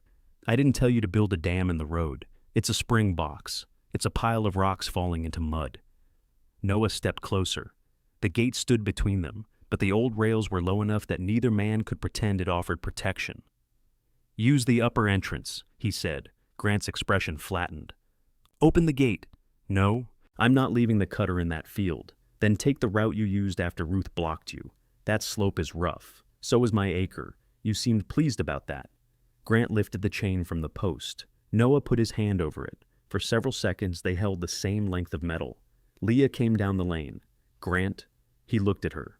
"Stay out of it. I was standing in the water you caused." "You standing somewhere doesn't make it your business." "No, lying for you did." Grant released the chain as if it had become dirty. "You want to turn against me because you feel guilty? Go ahead," he said. "It won't make him forgive you." Leah's face lost color. Noah opened the gate. Grant smiled without warmth. "Changed your mind?" "No. I'm letting you leave once." He stepped aside. Grant drove through, the tractor passing close enough to shake the gate on its hinges. This time, he avoided the channel. Noah closed the gate behind him and wrapped the chain twice around the post. Marlene arrived before dark, summoned by Leah. She came down the lane carrying her handbag and wearing the rubber boots from her previous visit. Grant had told her the brace was too close to the road. Leah had told her the tire went directly over the marked channel. Marlene stood between the accounts with the exhausted expression of a person who had spent years calling division balance. "Can it be repaired?" she asked. "Yes," Noah said. "How much?" "Not everything is an invoice. If it costs money, the estate can." The estate didn't drive the tractor. She pressed her lips together. Grant should have stopped. He should come back. I asked him. He said there's no point in everybody shouting at each other. He's right. He could work quietly. Ruth handed Marlene a bucket. Marlene looked at it. "What's this?" "We need the mud baled from that corner. I came to talk. You can do both. It's why the bucket has a handle." Noah expected Marlene to put it down. Instead, she set her handbag on a dry stone, stepped into the overflow, and began scooping muddy water from the spring box. She worked badly, splashing her sleeves and pouring half the water onto her own boots. Ruth corrected her twice. Marlene accepted it once. They stabilized the wall before the light failed. The stone channel remained broken, but the spring no longer threatened to collapse. Noah laid a sheet of plywood over the opening and weighted it with rocks. When they finished, Marlene washed her hands in the clear trickle emerging uphill. "Daddy used to bring us here when the pump lost power," she said. "We filled milk jugs and complained the whole way. Did the pipe feed the house? Noah asked. No, the troughs. There was a concrete tank by the barn and another near the lower field. Grant said the line was dead. It stopped running years ago. Or maybe he stopped checking. She rubbed mud from beneath one fingernail. I'll tell him the lane is closed. You shouldn't have to tell him. No, she said. I shouldn't. It was the first time she had agreed without protecting Grant in the same breath. The gash across the overflow dried pale beneath a week of hard sun. Noah worked the chimney job with Daniel during the day and rebuilt the spring in the evenings. He carried stone until his right shoulder ached, then switched sides. Ruth cut braces. Leah came twice after work, still dressed in office clothes beneath borrowed coveralls, and learned to pack gravel without burying the drain. Nobody invited Grant. Noah altered the channel where it crossed the lane. Instead of running open between lining stones, the water passed beneath a flat limestone bridge supported on either side. The surface could bear a truck if necessary, though the closed gate made clear that necessity required a conversation. When he removed the temporary support, the capstone settled onto the rebuilt walls and held. Ruth inspected the joints with a flashlight. That'll outlive the tent. Low standard, still past it. The spring cleared faster after the wall was reset. Cold water rose through the gravel, filled the stone basin, and spilled into the repaired overflow without carrying soil. Noah cleaned the pipe mouth again, fed the flexible rod inside, and struck the same obstruction 12 feet down. This time, he measured the distance on the surface. The blockage lay beneath the lane, almost exactly where tractor tires had crossed for years. He and Leah dug until the shovel exposed rusted galvanized pipe flattened into an oval. A split ran along its underside. Pale roots packed the opening downstream. Committed root, Leah said. Root's going to be unbearable. She already is. This won't change much. They cut out the crushed section and fitted the new length Noah had bought. At Ruth's suggestion, they sleeved it through a wider pipe before covering it, protecting the water line from future weight. When Noah pulled the root mass from the downhill end, trapped water surged over his wrists. The pipe coughed brown, then ran clear. All three of them followed its buried root downhill. Ruth probed with a steel rod, while Noah watched for changes in the ground. The line crossed the boundary below the spring and entered Grant's field beneath a sagging section of old wire. They stopped there. Does it belong to him after this? Leah asked. The pipe does, Noah said. The water starts up there. Water doesn't care about deeds, Ruth said. That sounds printed on a pillow. I'll burn it. Noah left the line open. He had no use for all the spring produced, and blocking it would only force overflow across the lane. For several days, the pipe continued taking water downhill, though they could not see where it emerged. The weather stayed dry. Grass along the county shoulder turned gray at the tips. Dust followed Ruth's Ford and hung over the road after it passed.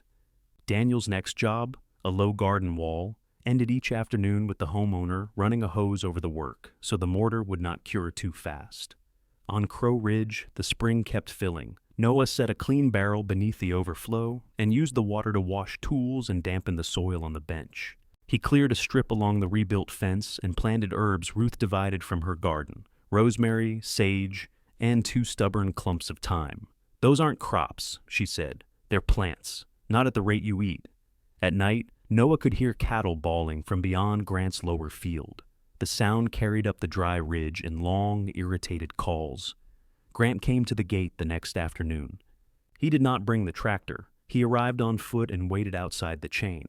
Noah was fitting a stone step near the tent. He set down his hammer but did not go to meet him immediately. The lower trough's empty, Grant said. Then fill it. The spring line isn't running. It was when it crossed my boundary. I checked the tank. Nothing. Could be blocked farther down. You repaired it. I repaired the crushed part on my land. Grant looked toward the spring. The clear overflow slipped between stones and beneath the lane. Did you divert it into that barrel? The barrel catches overflow. Pipe takes water first. You sure? Noah walked to the gate. You came to ask or accuse. I came because I need water. The admission cost Grant enough that he immediately covered it. Temporarily, he added, until we get rain. I'll help trace the line. I don't need you walking my field. Just open the spring pipe. It is open, then make it run. That isn't how gravity works. Grant gripped the top rail. I have stock down there, so let's find the blockage. I said I can handle my side. Then handle it. Grant stared through the gate toward the spring system he had called a muddy hole. "What do you want?" he asked. "For what?" "The water." Noah almost laughed. "You're offering to buy it now?" "I'm asking what it takes to stop playing games. I'm not playing one. Everybody wants something." Noah looked at the dry hayfield behind him. "Come back with a shovel," he said. "We'll follow the pipe together." Grant's hand tightened on the rail. "I don't work for you." "No," Noah said. "That seems to be the problem." Grant let go of the rail. "You'd let the trough stay dry over a shovel. I offered to help." "You offered to watch me ask. You're standing at my gate telling me to make water appear." Grant's eyes flicked toward the herbs, the barrel, and the orderly stonework around the spring. "This little kingdom's gone to your head." Noah looked at the blue tarp over his tent. "You caught me," he said. "Absolute power." Grant walked away. Ruth emerged from the sycamores carrying a basket of cut rosemary. She had been close enough to hear every word and tactful enough to pretend otherwise for nearly 6 seconds. "You should check the pipe at the boundary," she said. "I already know it runs there. You knew 3 days ago. The spring hasn't changed. Neither has Grant." We continue checking him. They disconnected the pipe at the last coupling before it crossed into Grant's field. Water poured immediately, cold and steady, darkening the dry ground. Noah fitted it back together. "Blockage is his side," he said. "Call him. He just left." "Then his ears are nearby." Noah called. Grant did not answer. He sent a message explaining what they had found and repeated the offer to trace the line if Grant gave permission to enter the field. No reply came. The bawling continued after sunset. Noah lay awake beneath the tarp, listening. He knew Grant had a stock trailer and could haul water from the barn hydrant. Nobody was going thirsty because of one clogged pipe. Still, each call from the lower field sounded like an accusation arriving uphill. At dawn, the barrel beside the overflow was full. Noah moved it and watched clean water run into the grass. The spring did not know anyone was fighting over it. Daniel found him distracted on the garden wall job. "You put the same stone down 3 times, he said. "It had options. It has one good face." Noah turned it again. Daniel took the stone from his hands and set it aside. "What happened?" "Grant's trough line is blocked." "Your brother?" "Cousin. Same trouble, fewer holidays. He thinks I stopped the water." "Did you?" "No." "Then why do you look guilty?" Noah chose another stone. "Because I can fix it." "Does he want you to?" "He wants it fixed without needing me." Daniel grunted. Popular service. They worked until the heat made the mortar stiffen in the tray. Daniel shaded the fresh joints with damp burlap and sent Noah home early. "You're paying for the day," Noah said. "I'm paying for the wall. Today you're dangerous to symmetry." On the drive back, Ruth's Ford coughed twice and lost its fuel gauge. Noah stopped for gas, even though the needle showed half full. The cost left him with less cash than he needed for Pruitt's used transmission. He stood beside the pump, watching the numbers climb, and thought about the $3,000 he had refused. Refusing still felt right. It had not become easier. Marlene's sedan waited at the lane. She sat inside with the air conditioning running, face pale behind the windshield. "Grant hauled water twice yesterday," she said when Noah approached. "The concrete tank by the barn won't hold. There's a crack near the bottom. The pipe blockage is on his field. He says you changed something at the spring. I repaired it. Can you prove water crosses the fence?" "I disconnected the coupling this morning." Ruth saw it. Marlene nodded, absorbing that without argument. "Will you come down and look?" did Grant ask. "I'm asking. It isn't your field." Frustration sharpened her voice. "Must everything be a lesson?" "No. Sometimes it's a boundary. That sounds rehearsed. I've had practice." She stepped out of the car. Her linen blouse had darkened beneath the arms. The drought seemed to be wearing everybody down at the edges. "There are 37 head in that lower pasture," she said. "The barn hydrant is slow. Grant is filling an 800-gallon tank, pulling it down with the tractor, and pouring into troughs that leak. He is exhausted. He could save energy by answering his phone. I told him that." "What did he say?" "Something I will not repeat on church property." "We're not on church property. I'm practicing." Noah looked down the lane at the gate Grant had once opened without asking. Marlene's gaze followed his. "I know he should apologize," she said. "He should stop first." "I can't make him." "Neither can I." "No, but you can keep the stock watered while he learns." The request irritated Noah because it was reasonable. Grant's pride did not belong to the cattle. It also did not grant Noah permission to walk onto land that was not his. "Tell him I'll meet him at the boundary at 6, Noah said. "He brings a shovel. He tells me I can follow the pipe. We find the blockage together, and if he won't, then he hauls water." Marlene left with that answer. At 5:40, Grant's pickup came up the road. He parked outside the gate and remained behind the wheel until 6. Then he got out carrying no shovel. He held a white envelope. Noah was repairing the stone step. Ruth had gone home, having declared the conversation a matter for people whose blood relation impaired judgment. Grant extended the envelope over the gate. 500, for what? "Get the line running. You want to hire me? I want to end this." Noah did not take it. "You gave me permission to enter the field. Do what you need to do. And after it's fixed, what do you mean? The spring is on my acre. The pipe crosses at the boundary. Somebody has to maintain both ends. We've always used that water. You told me it was dead." "It was, because the line wasn't maintained." Grant slapped the envelope against the top rail. $500. That's more than fair for a few hours digging. I don't want money for water. Everybody wants money. I want you to ask before you use the lane. I want you to repair the channel you crushed and the brace you broke. And if the line needs work on my side, you don't touch it without me. Grant's laugh was tired and ugly. "There it is? There what is? You want me under your thumb. I want you outside my gate until I open it. You think 1 acre lets you dictate how the whole farm works? No. It lets me dictate how 1 acre works." Grant pushed the envelope back into his pocket. "Fine. Keep your muddy hole. I'll tear out the old line and run something that doesn't depend on you. From what water? There are other options. Then use them. Maybe I'll put in a new intake at the spring." Noah stood. "You're not touching the spring. You don't own the water. You told Ellen existing water use should continue. Existing use is a pipe, not you digging on my land." Grant reached for the chain. Noah stepped between him and the gate. "Don't. I'm going to inspect the line. Bring a shovel and ask." "I am done asking. You haven't started." Grant jerked the chain upward. It caught beneath the iron hook. He pulled harder. The hinge post held, but the gate twisted, its bottom rail grinding against the ground. Noah grabbed the chain. "Let go! Move! Let go!" Grant yanked sideways. The old upper rail split at the hinge with a dry crack. One side of the gate dropped, wrenching the new screws from the brace. The free end struck Noah's thigh and knocked him backward. For an instant, both men stared at the broken wood. Then, Noah shoved the gate off his leg.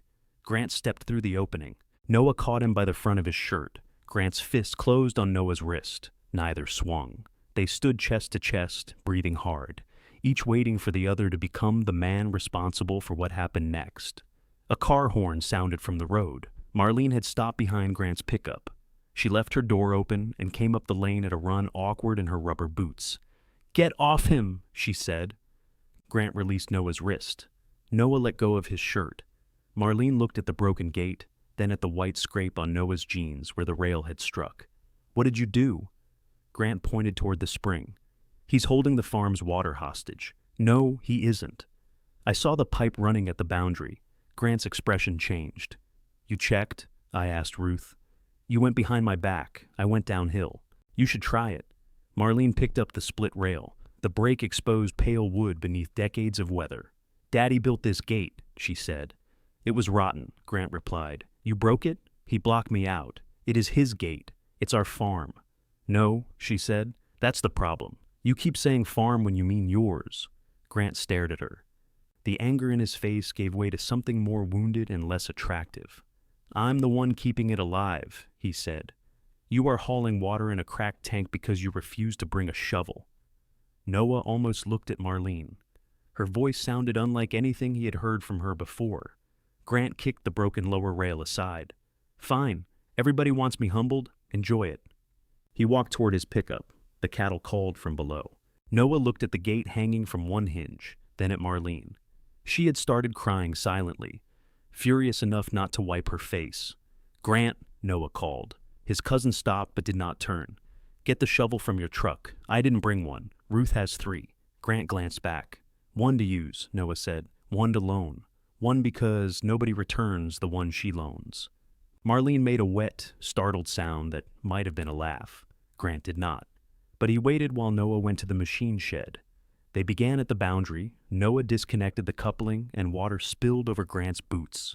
"There," he said. "My side works." Grant looked down at his wet boots. "Congratulations. Your turn."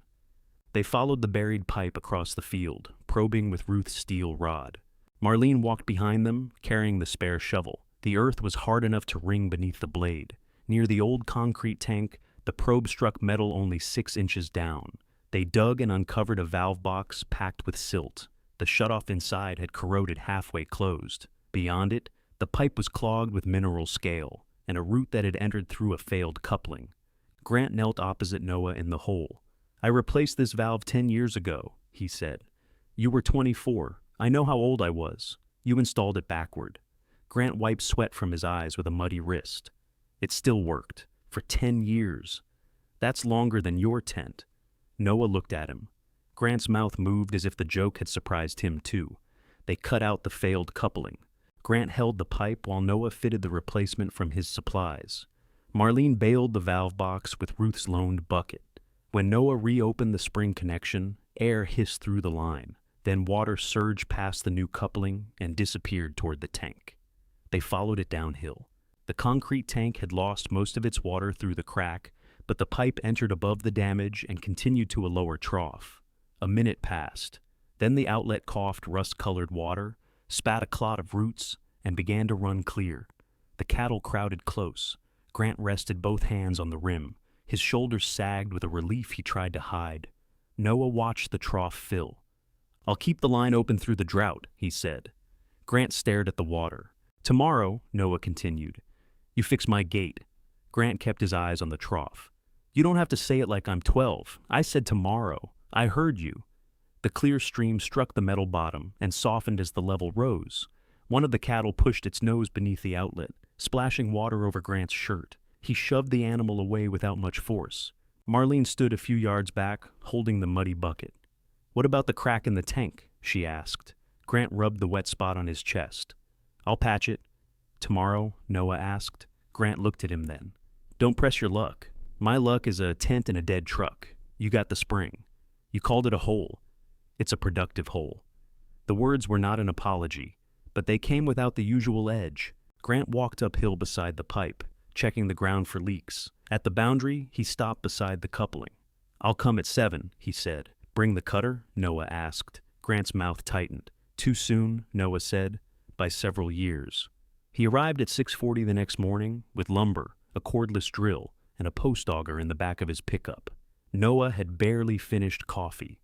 Ruth was already at the gate, apparently drawn by the scent of reluctant labor. Grant examined the split rail. "This needs replacing." "It can be spliced," Noah said. "It's old." "So is the rest of the gate." "Exactly." Ruth handed Grant a chisel. "Remove the broken section without splitting the brace. I brought tools, then you can compare." Grant took the chisel. They worked in a silence broken by drilling, hammering, and Ruth's corrections. Noah cut a new locust rail from the lumber Grant brought. Grant fitted it between the old cross braces, then reinforced the hinge side with a narrow steel strap. He drove the first screw too deep. Ruth clicked her tongue. Grant backed it out. By 8, the gate hung again. The new rail shone yellow against the weathered wood. Grant swung it twice, checking clearance. "Should last," he said. "Unless somebody yanks the chain," Noah replied. Grant set the drill on the ground. "You want me to say I shouldn't have done it?" "Yes, I shouldn't have done it." Ruth picked up the drill. "I'm going to return this to the truck while nobody ruins the moment." She walked away. Grant rested his forearms on the top rail. "I thought you'd take the money. So did I. You need it." "I noticed. I wasn't trying to cheat you out of valuable ground. The acre is still mostly rock. It has the lane and spring, which make the rest of the farm work, and make my acre usable." Grant looked uphill. The herbs made a thin green strip near the fence. The tent's blue tarp glowed between the trees. "When Grandpa got sick, everything outside stopped, unless I did it," he said. "Hay didn't care about appointments. Cattle didn't care if the therapist was coming. You were in the house, and everybody acted like you were carrying the whole world." Noah leaned against the post. "You never asked for help. Neither did you. That excuse sounds worse from here." Grant looked at him, surprised, then gave a reluctant nod. I told Wade that old line was stupid, he said. Years ago. Couldn't turn equipment, had to keep cutting brush, spring channel washed across the lane. He said crooked didn't mean wrong. What did he say about moving it? He said, leave it. There was the sentence Grant had avoided in the dining room. Noah's hands curled around the gate rail. So you knew. I thought he was being stubborn. After the stroke, he couldn't walk the line. The fence was falling anyway.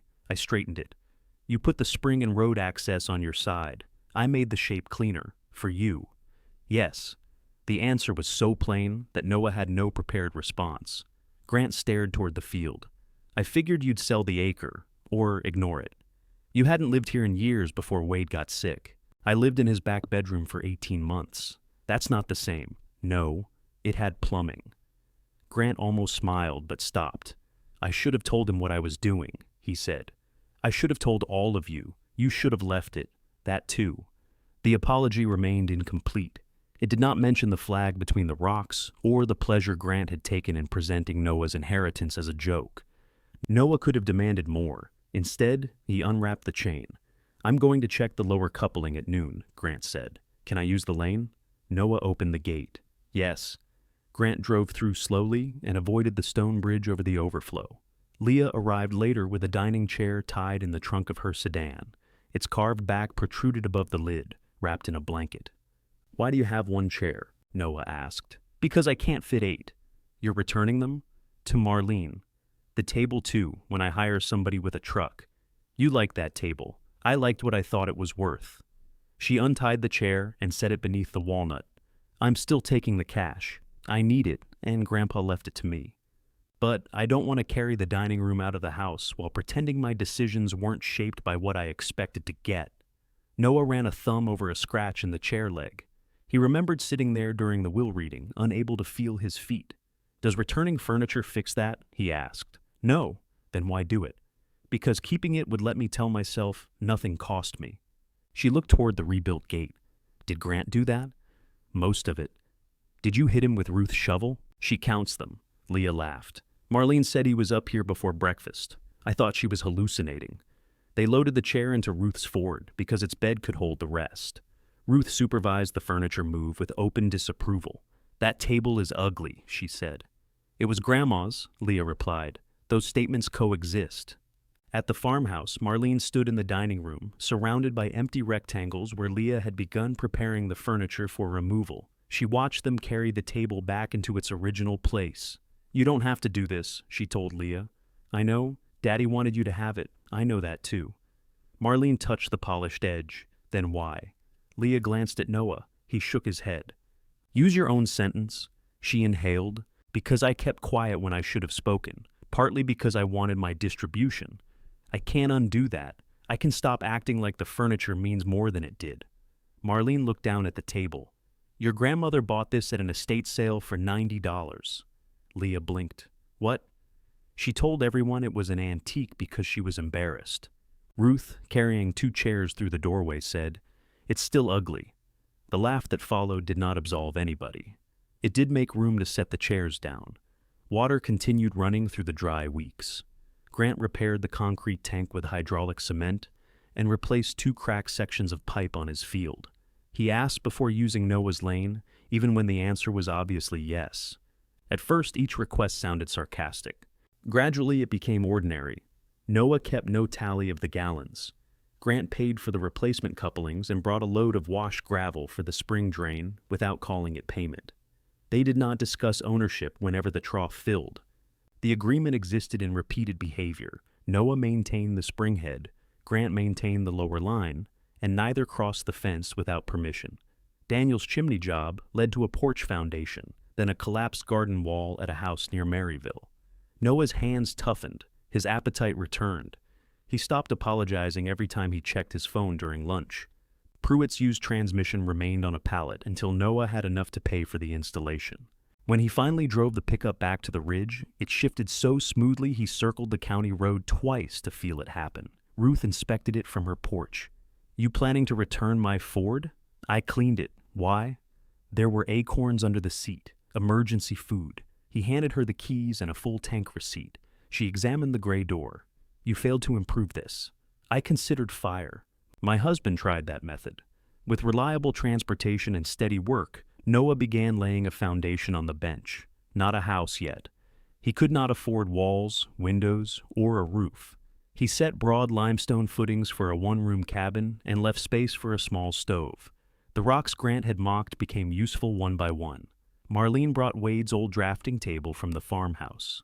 Noah protested that it belonged with her inheritance. He used it in the back room for years, she said, mostly to stack mail. I don't have a back room. You have 4 lines of stone. Use your imagination. The table remained beneath a temporary lean-to beside the tent. Noah used it to sketch the spring channel and make lists of materials he could buy each week. The first clouds appeared as a dark line beyond the western ridge. After weeks of white sky, nobody trusted them. Grant cut hay until the wind rose and leaves showed their pale undersides. Rain struck after midnight. It hit the tarp so hard Noah woke thinking a branch had fallen. Water ran from the rocky crest in sheets, following paths baked hard by drought. He pulled on boots and stepped outside with a flashlight. The upper drains filled quickly. Wade's old stone channels caught the runoff, slowed it, and turned it along the contour. Where Noah had cleared them, the water behaved. Where roots and leaves remained, it jumped the edges and rushed toward the bench. Noah grabbed a shovel. Ruth's flashlight appeared below, moving up the lane. Leah's headlights reached the road minutes later. Marlene had called her after hearing the storm from the farmhouse. Grant came through the gate last, carrying sandbags from the barn. "North Channel's overtopping," he shouted. "I see it." They worked in rain that flattened their clothes against their bodies. Ruth cleared the culvert beneath the lane. Leah and Marlene filled bags with gravel. Grant carried them to the weak corner, while Noah opened a blocked spillway with the digging bar. The spring box filled to the capstone. For one frightening second, muddy water seeped through the joint.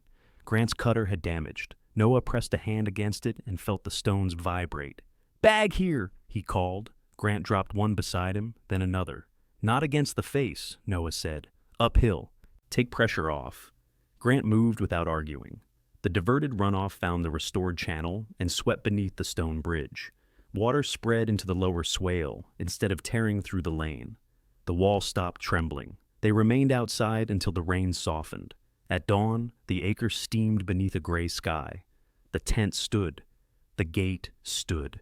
The spring overflow ran full and clear, feeding the pipe downhill.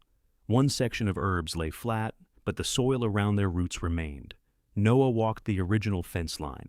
At every bend, the old decisions showed themselves. Water had pooled where Wade meant it to, turned where the stones directed it, and left the acre without taking the acre along. Near the road gate, Grant waited on the other side. "Upper field's a mess," he said. Noah lifted the chain. Grant put one hand on the wet rail. "Can I come through?" Noah opened the gate. "Yes." Grant stepped through, and Noah closed the gate behind him. The upper field had taken the storm badly.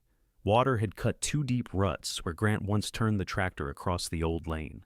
Cut hay lay pressed against the lower fence in a brown mat. Near the ridge, a shallow sheet of runoff still moved downhill. Grant stood with his hands on his hips. "I'll lose some of that," he said. Noah followed the water with his eyes. It crossed the edge of Grant's field, reached the restored fence, and turned into one of Wade's stone-lined drains. Not all of it.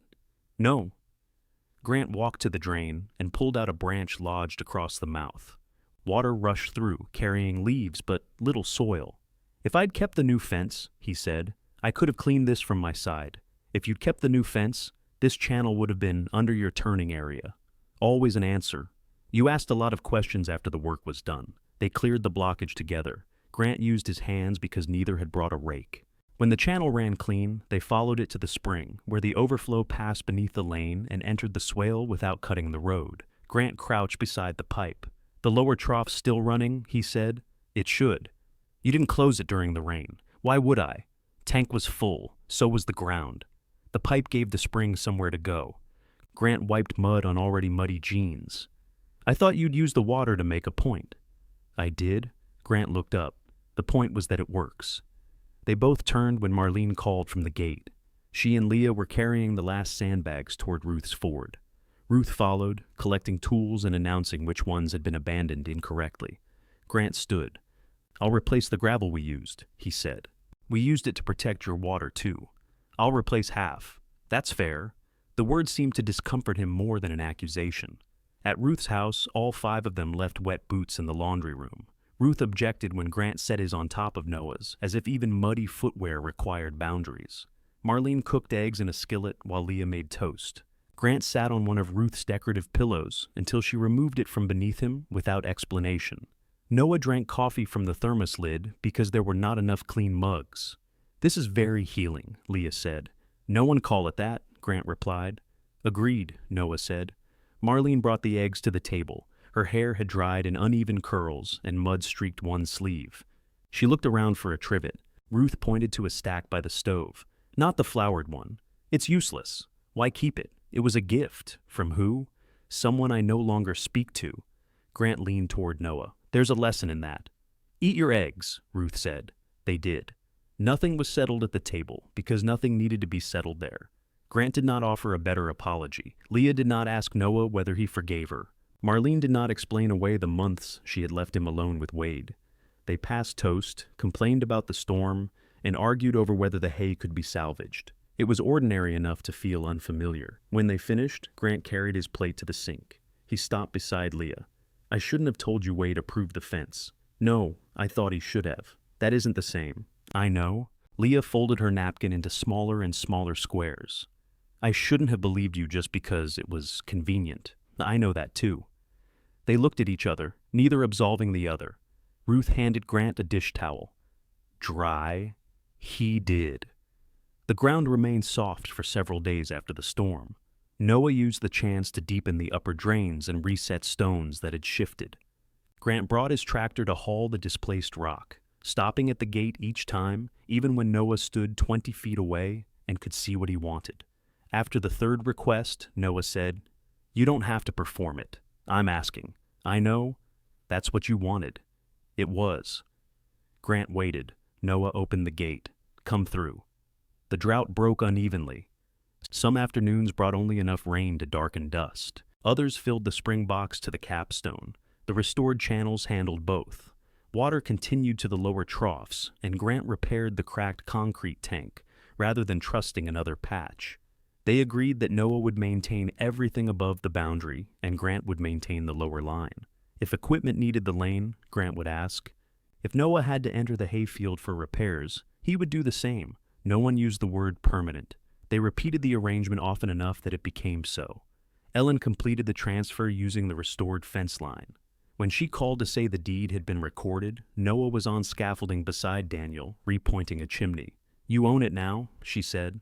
"I thought I already did." "You inherited it." The paperwork caught up. "Did the paperwork repair anything?" "No." "Then it's slower than Ruth."